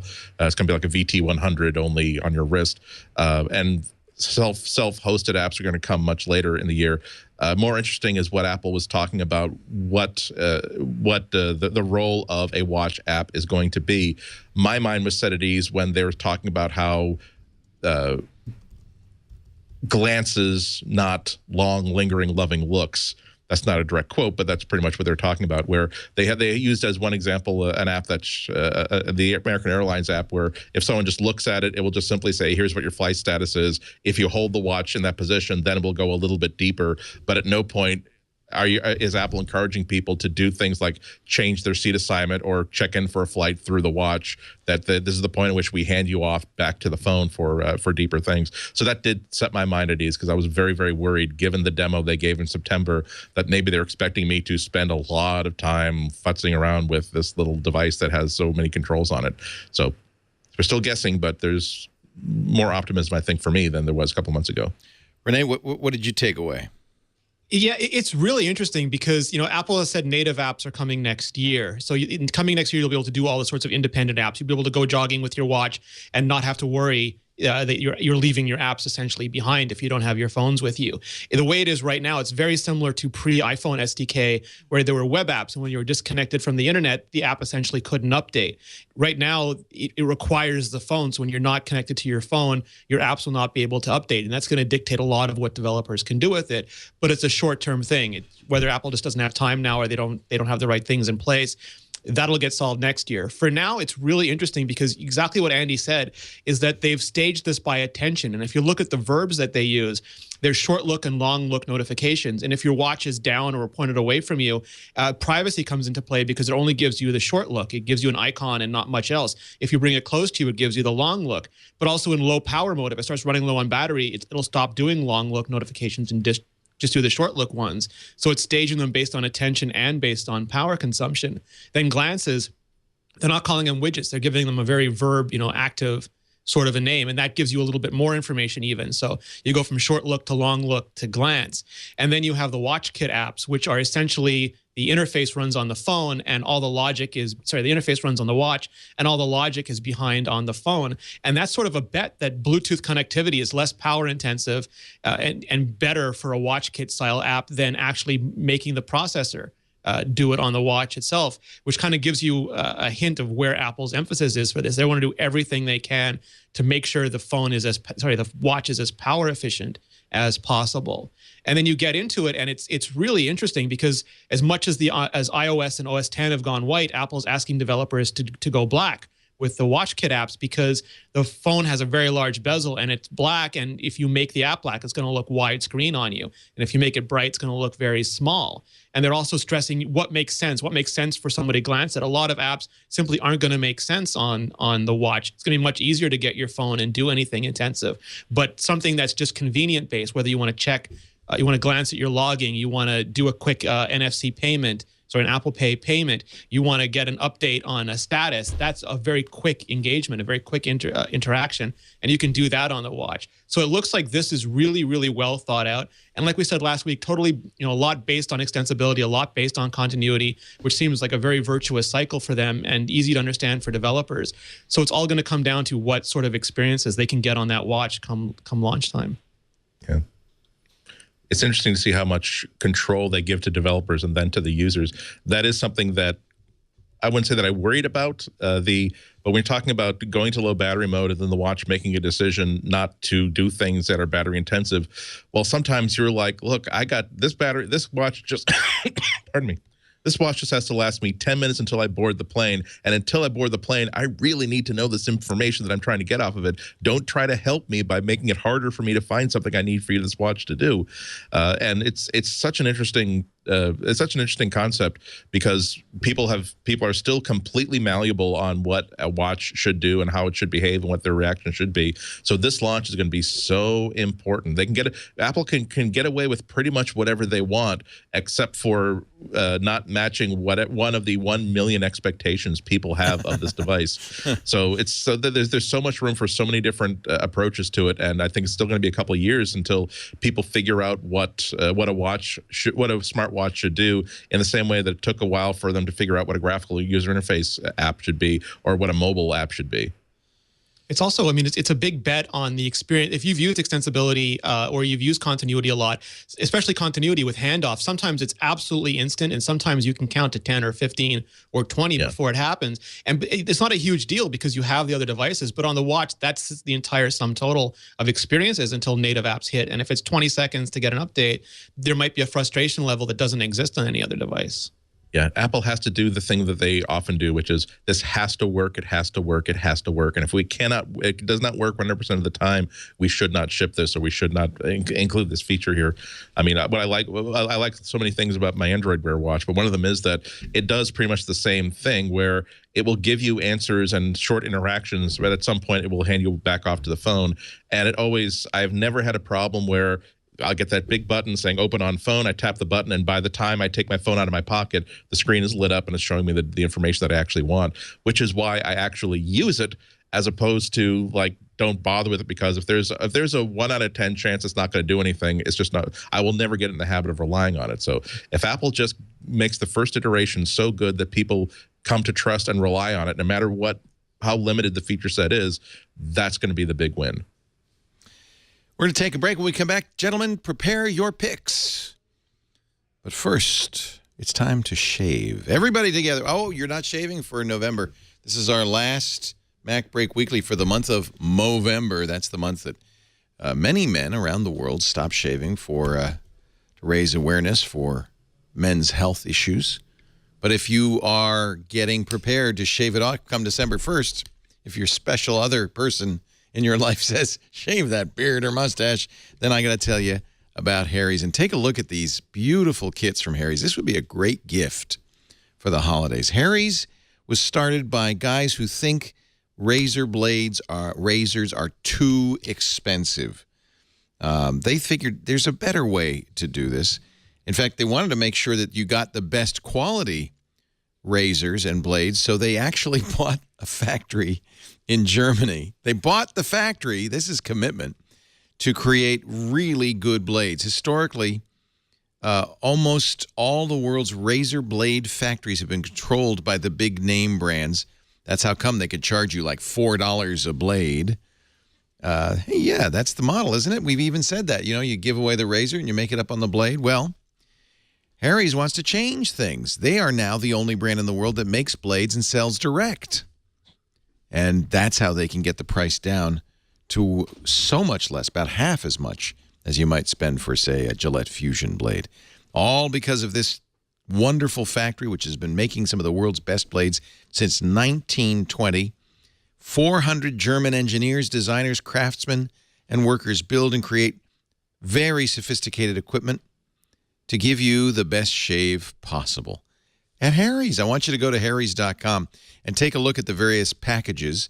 This is a very inexpensive holiday gift that will make the guy in your life very happy. The Truman set, $15. And for $15, you get 3 blades. You get the razor handle, which is beautiful. You get the shave gel, the foaming shave gel, which smells fabulous and really works. They also have the Winston set. That's what I have. That's $25. And there's a new winter Winston that, it has some nice new colors, a blue and a kind of an ice blue and a black. These kits are a great deal, but the best part about Harry's is then getting your blades delivered to you monthly or every other month. You get to choose. It's Movember. If you're not shaving, don't worry. Harry's is making a donation to the Movember Fund to show their support. But when it's time to shave, and even if you have a beard, you really probably should, clean it up. Go to Harry's, HARRYS.com.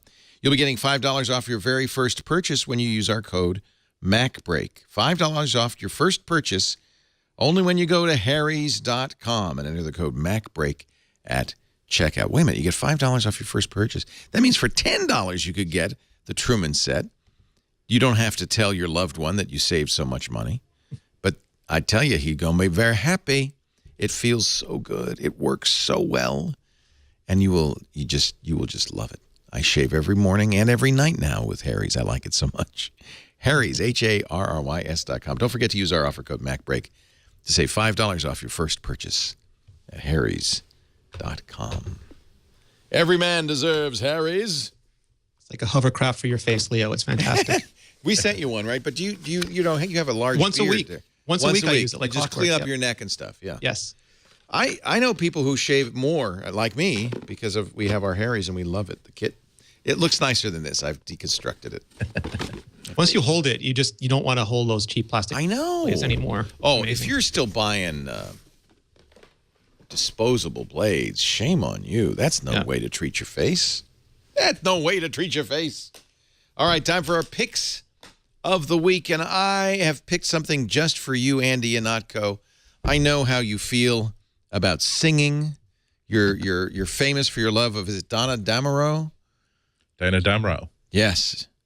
So, and I'm sure you're probably a fan of the wonderful Disney movie, Frozen. Now, you can get Frozen karaoke on your Macintosh. Outstanding. And parents rejoice. Finally, the kids were almost not singing that song now. Now we can get them to keep singing it for another forever and ever and ever. Sing along with your favorite. There are 9 songs on here, $7.99. Kids will love it. And you get the lyrics. Do you want to build a snowman? Do you want to build a snowman? Come on, let's go and play. I never see you anywhere. Come out the door. So you could turn her on or off. If they just added auto-tune, I'd be so into this. Oh, why don't they have auto-tune? You can record yourself as you sing along. So, do you want to build a snowman? Leo, when I come to Twit, I expect to not hear Frozen music. Doesn't have to be a because I hear it all the time at home. I bet Lucy loves Frozen. Oh, I can't even tell you. Thousands of times we've heard the If song. she's going to love something, Frozen's a good thing for her to love, right? Yes. I think so. It's a wonderful movie. I agree. And they have 9 songs from the movie. You can choose your song, sing along, record your small child singing. It's so much fun. And notice next to the floppy disk icon, which small children probably won't recognize, there is a trash can icon, which parents will know means throw this thing out. You want to build a snowman? Yes, you dear. Why are you holding? Am I giving you chills, Jason? I'm just realizing how much I know all the words of this entire soundtrack. I don't need those words at the bottom of the screen. Can I turn those off? Because I don't need them. That's a good question. I don't know. I can turn off the singing, but I don't know if I can turn off the words. Can we get a couple verses from Jason? Just no.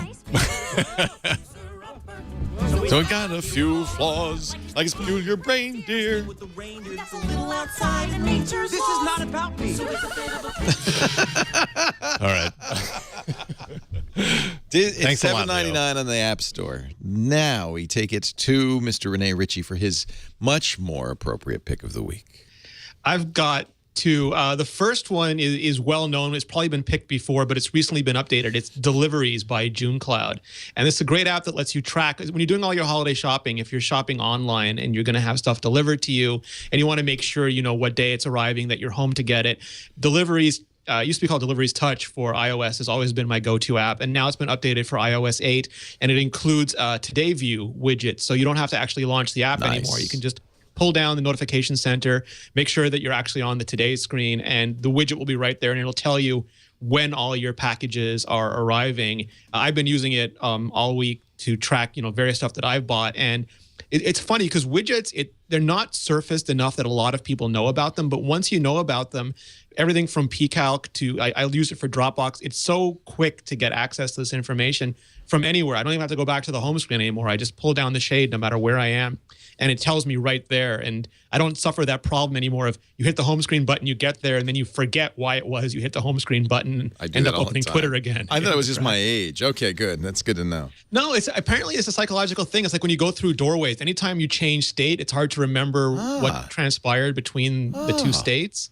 So that's my excuse anyway, Leo, because I'm old too. I'm changing states. So you know what? This is a good tip. As long as we're showing you, pull down your notification shade, scroll down to the bottom. You see, I have a lot of notifications, and there's an edit button. Once you hit the edit button, you can see which ones are turned on. Oddly enough, they have the red icon. That's because if you hit it, you turn it off. Yeah. But then there's a list, and as you install apps, this list gets longer of all the apps you've already got installed that have notifications. So you can add those notifications just by tapping that.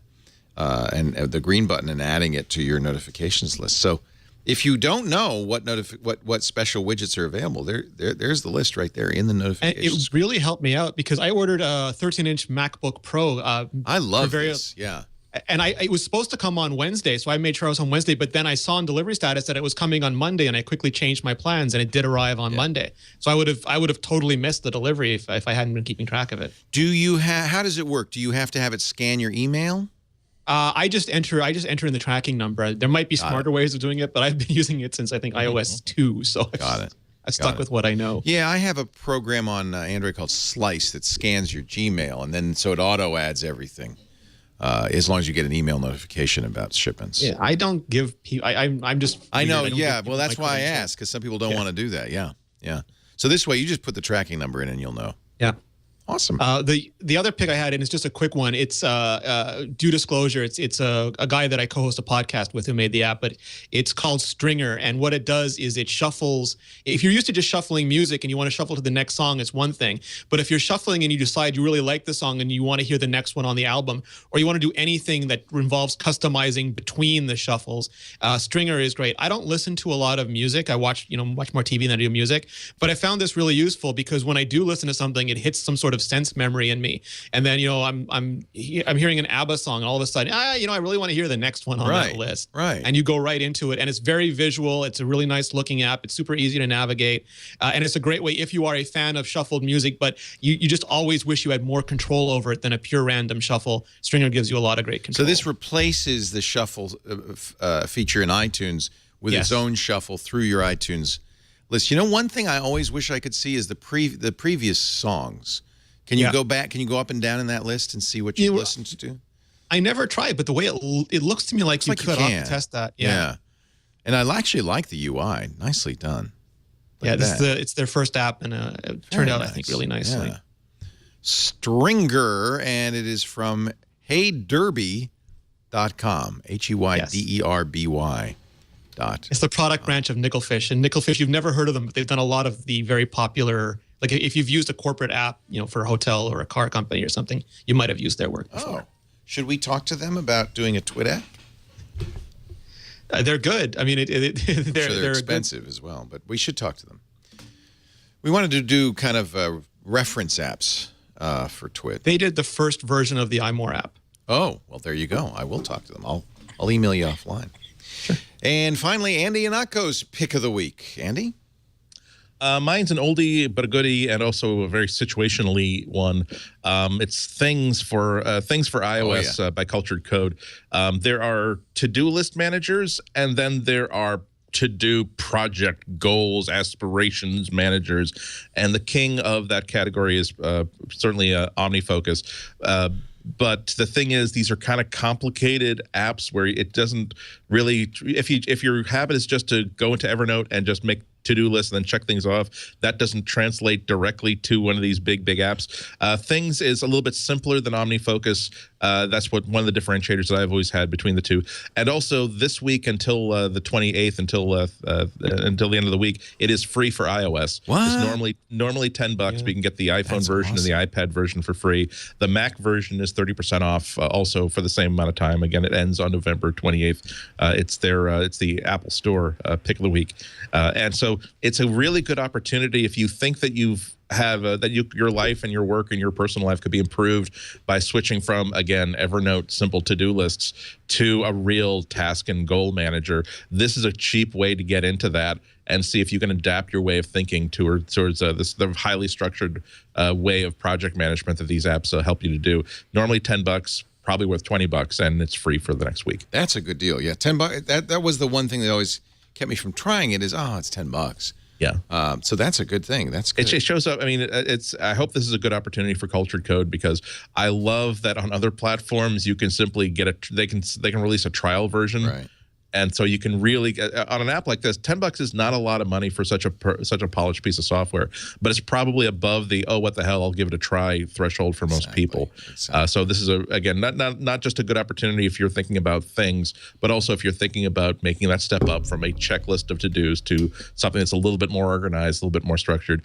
I have to admit that I personally have never gotten my head around this highly structured project management idea, because what it tries to make you do is try to think in terms of what are the broader goals and where are the places and the opportunities you have to get items off of your to-do list and off of it toward making your progress towards those goals. And I find so much time trying to think about how this app wants me to contextualize the process of designing and building a new standing desk to just, well, what if I just simply have to-do list? Number 1, design it.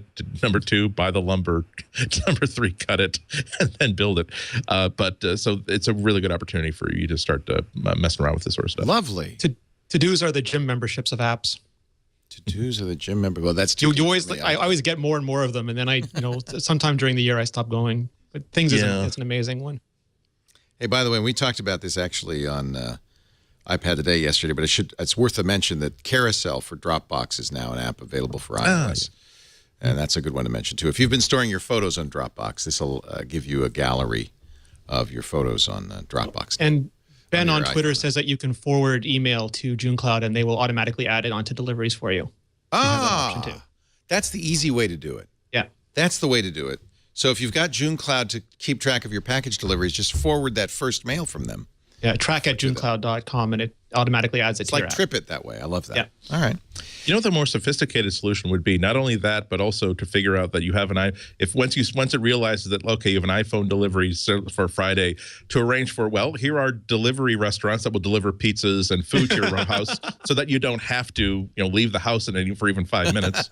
$1 billion valuation, Andy. Shall we schedule the post office to pick up the mail that you were going to go out to do before? It's Uber for pizza. Uber for pizza. No, that's a Wait bad a minute, word. that's a bad word. Yeah, don't say Uber for anything.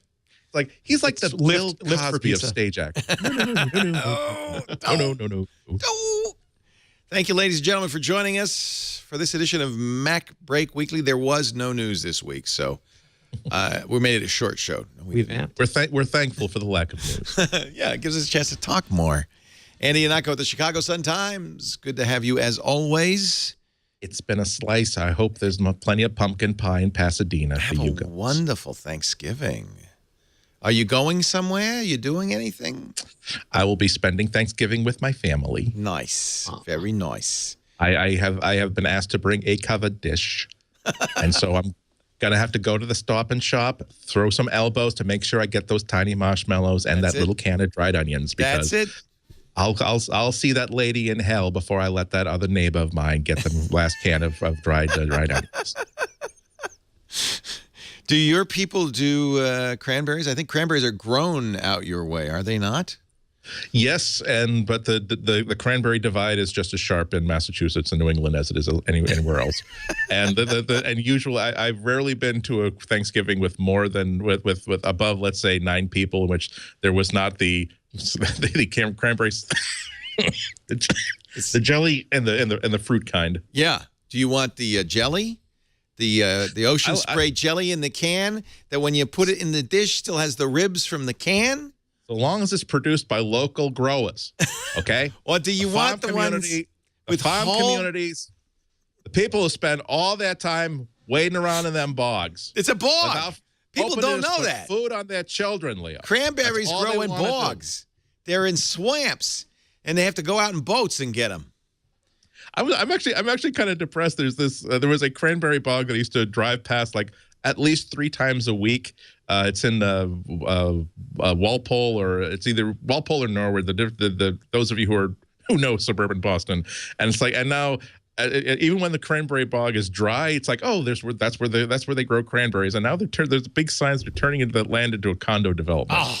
And I'm like, that's not more interesting than cranberries. Nothing's more interesting than a cranberry bog. I used to look forward to driving past and seeing, oh, look, they flooded the bogs. They're about ready to harvest. You're going to regret that. And then there's those magical times you're actually there when you see the big boom that's swinging around, like, oh, man. This is part of our cultural heritage as New Englanders. I know, I grew up with the cranberry bogs, but I don't think I ever saw them harvested. So I missed out. And now, if you're in Walpole, Leo, you never will. Apparently, sad. The collapse of the Walpole cranberry. What a shame. What of the cranberry festival? You already had your Thanksgiving, Mr. Ritchie, because the Canadians celebrate a month early. Yep, back on your Columbus Day. What do Canadians do on U.S. Thanksgiving? Anything? Enjoy the respite. I mean, there's nothing happens in the world, so you don't take a vacation, right? But Americans have stopped running. So you can relax. This is what it would be like if in a world without the United States. No, not at all. We still enjoy your television. The television continues. Yes. Thank you so much for being here. Both Rene and Andy do other podcasts. Andy, of course, on the 5x5 network, 5x5.tv, where you can find Ihnatko's Almanac, and he also does dramatic readings of old columns. Whatever. Rarely, but occasionally. Yes. And Rene, of course, has Debug, which you'll find at imore.com/debug. Oh, Leo, speaking of Debug, we did back-to-back episodes just to get them out of the way before the holidays, and we'll put them up week after week. But we did Extensibility and Watch Kit with James Thompson of PCalc, Ashley Nelson of Dropbox, Brian Irace of Tumblr, and Brad Ellis of Pacific Helm. And then the week after that, we did Watch Kit with John Gruber of Daring Fireball and John Edwards, who's an iOS developer, but also a watchmaker who works on Rolexes and Omegas and high-end watches. So we could sort of see it from both angles. Wow, that's exciting. Yeah, so those will be up this week and next week. Very nice. Well, we thank you all for being here. Have a wonderful Thanksgiving or not. Thank you, Jason Howell, reminding me that the poor fella's going to be working long hours putting together the best of MacBreak Weekly. You can help him if you go to twit.tv/bestof. Suggest a fabulous moment you'd like to see again in our Best Of episode, which will air Christmas week. Notable moments, also good stories, because I've gone through a bunch of the submissions already, and I have a lot of good moments, but how about some really good stories to kind of like there were big issues, big stories during the or great discussions around a big story from the year. All right. twit.tv/bestof. If you want to be part of our New Year's Eve festivities, tickets are in short supply, but you can email tickets at twit.tv at any time. If you want to see any show, it's always a good idea to do that. And we are looking for people who would like to be part. We can't guarantee you a role on the air, but if you'd like to be part of our celebration, we're going to try to get somebody in every time zone. twit.tv/NY. Our Teespring shirts are still for sale for a couple more days. We thought these would be great holiday gifts. Boy, were we wrong. No one wants them. But we're at $283 now. Better than it was. Way to sell them, Leo. These things suck. No, I like them. There's a dress shirt with the Twit logo on it. Looks like you work at Twit. And there's a polo shirt if you want to be for Casual Friday when you come to Twit. Maybe like the next time you do a design, if you do something as classy as that, also have embroidered underneath it that stands for a network called This Week in Tech. I'm not proudly boasting of the fact that I'm very slow on the uptake in general. Yeah, I think that's part of the problem. Yeah. Teespring. How often do I advertise them? Every damn show. TEEspring.com/twit. Teespring's great. They just raised a huge amount of money, I think, venture funding. Started by a couple of college guys, and we've been really, it's been fun partnering with them. So they do some nice stuff for us. In this case, maybe not so great. Teespring.com/twit. You know what? You should own it now so that you can say, I bought it. It'll be a collector's item. It'll be a cult very classic. few of them. We don't make extras. If we don't, it's gonna be the one that no one has because no one ordered it at the time. We're not supposed to say this, but we're short packing these shirts. I don't know what that means. Believe me, they know what it means. They know what it means. Oh, you're gonna be a Comic-Con next year. You're gonna see this with a CGA grade slabbing of like 9.8 mint, and you're gonna say, I could have bought that when it was just exactly. Look at those graphs we talked about before. Okay, have we not learned the lessons of not buying something immediately as soon as it comes out and then holding on to it? Or do you not care about your investment future? Mint in the box, collector grade shirts. Actually, you've seen sci-fi movies where everybody in the future is wearing the same thing, and it's all very futuristic. This is like 30 years from now, everybody's wearing this shirt. Wearing that. Nobody will think you're a twit. Right. There you go. Like in the movie Her. You'll be able to flip it instantly. People will make fun of you for not wearing one. Do you want to be that person? You don't want. And by the way, you should wear your pants right up here with those. You wear that shirt. You have Shingy hair. You will be a cultural icon. Ladies and gentlemen, we do MacBreak Weekly. I've never met you, but I feel as though I'm your defender here. He's Mr. Shingy. Well, you know what? Let's get Shingy on the show. And he can talk to you, Andy, and you'll speak his language. From the planet Shingy. The 5 elements of Chinese cosmology. Yeah. The show is done every Tuesday at 11 a.m. Well, it begins. It's never done, but it begins at Tuesday, 11 a.m. Pacific. That's 2 p.m. Eastern Time, 1900 UTC on twit.tv. You could watch live if you wish, but if you don't wish to, or you can't because of that darn thing called work, don't worry about it. We got on-demand audio and video available for you after the fact. Twit.tv/MBW. You can also find it on YouTube, youtube.com/MacBreakWeekly, or wherever finer podcasts are aggregated for later distribution, a.k.a. iTunes, and the fine Twit apps on every platform. Thank you for joining us. We'll see you next time. Now get back to work, because break time, maybe wear one of those nice Twit shirts when you do. Break time is over. Thank you, boys and girls. I think my Skype survived. Yeah, no, great. Downgrading looks and works. sounds great. Yes. How did you? That's bizarre. I don't understand. Did you do the port forwarding this time? No. Nope. I think something happened. I don't know. Here's a video on how cranberries are grown. While we watch the video. The Ocean Spray is a consortium. A consortium of cranberry growers and distributors. Here she is, Miss Ocean Spray 2012. How many are native to this land? Cranberries are one of them. There they are in the bog. You can make them into syrups. You can bake them into pies. It's like the best punch bowl ever. Have you ever heard of this thing called a crazy? Fry them in oatmeal cookies. Well, are they harvesting the cranberries from the bog right now? Is that what that is? Well, absolutely. See, it's a dry growth field, and what they found out was that you could very easily, if you flood the bog, there's like usually levels of cranberry bogs. They start off with the highest elevation bog. They flood that, and then they have these beating machines that, because the cranberries are lighter than the water, less dense, they float to the top. Then you can just simply get a boom and skim them off. You see. Oh. And then you take the water from the highest bog, use to flood the next lowest bog. You're saying that these berries actually grow on the ground. They don't grow in water. That's just a harvesting technique. They're bushes, right. The bog is for a harvest. Exactly. Well, because, I mean, we don't they're small family-owned operations. They can't hire in like pickers. They don't have Mexicans in Massachusetts. That's the problem. Oh, now I'm in not trouble. going there. I'm not, you're on this journey. You're on this journey alone. Here in California, we don't have this problem. We just make people bend over, stoop labor, instead of floating. Actually, it's a shortage of hip waders. There's like an import. Oh, yeah. On You hip guys waders. have One the thing that the lock British on hip imposed waders. upon us. Yeah. We could not allow to have more hip waders, as many hip waders as we need. So the fishing industry gets most of them. If we don't pass I immigration voted against reform, that, this is but- how all vegetables will be harvested in the future. It's a fruit. This guy say it's a fruit. It's a berry. It's a fruit. It's a berry. Look at that. I never knew this. I always thought they grew in bogs. They take 16 months.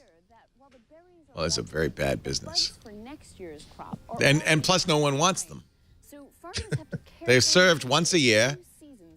Actually, I did hear that like the cranberry industry is lobbying against like the like beverage taxes because they're saying that, look, I mean, we're not just adding sugar to our cranberry juice because we're trying to make fat kids. It's because these are very, very bitter fruit.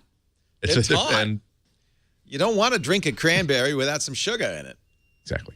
But I do Sweetener. love Ocean Spray cranberry juice. You need some sweetener. Sweetener. Put a little sweetener in there. It's also good for bladder infections. Well, I've never tried drinking it from that end, but I'll take your word for it, Leo. We don't start a cranberry podcast right now. If you were to serve onion juice for Thanksgiving, you would also need sugar. But we don't, as Their yet. first idea was clam cranberry-otto. Remember that? Clamato? Oh, that's huge here, Leo. That's how you make a bloody Caesar. Oh, it's disgusting. They put clams in your tomato juice? Yeah, French Stewart was the spokesperson from it because they could say, well, we're going to have to get the weirdest person on TV to advertise this. A good idea. I want oysters in my cranberry juice. It is huge. I don't understand it, but it's huge in Canada. Wow. Yeah. Well, we got the. I love cranberries. We got Moxie. People drink Moxie. Moxie. There's a soda. We call it a rested lug loosener.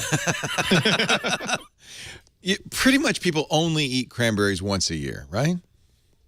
Cranberry juice cocktails. Christmas and Thanksgiving. I usually have that. Yeah. So the whole thing about floating them was just to make it easier to harvest them. Exactly. Again, they have those things that basically beat the bushes to like separate them from the bush, and they float to the top.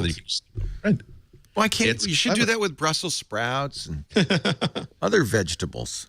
Maybe they're not dissolve. You don't have the durability that a cranberry does. I feel like I should hand in my Rhode Island citizenship card because I never knew that. I always thought they grew in bogs.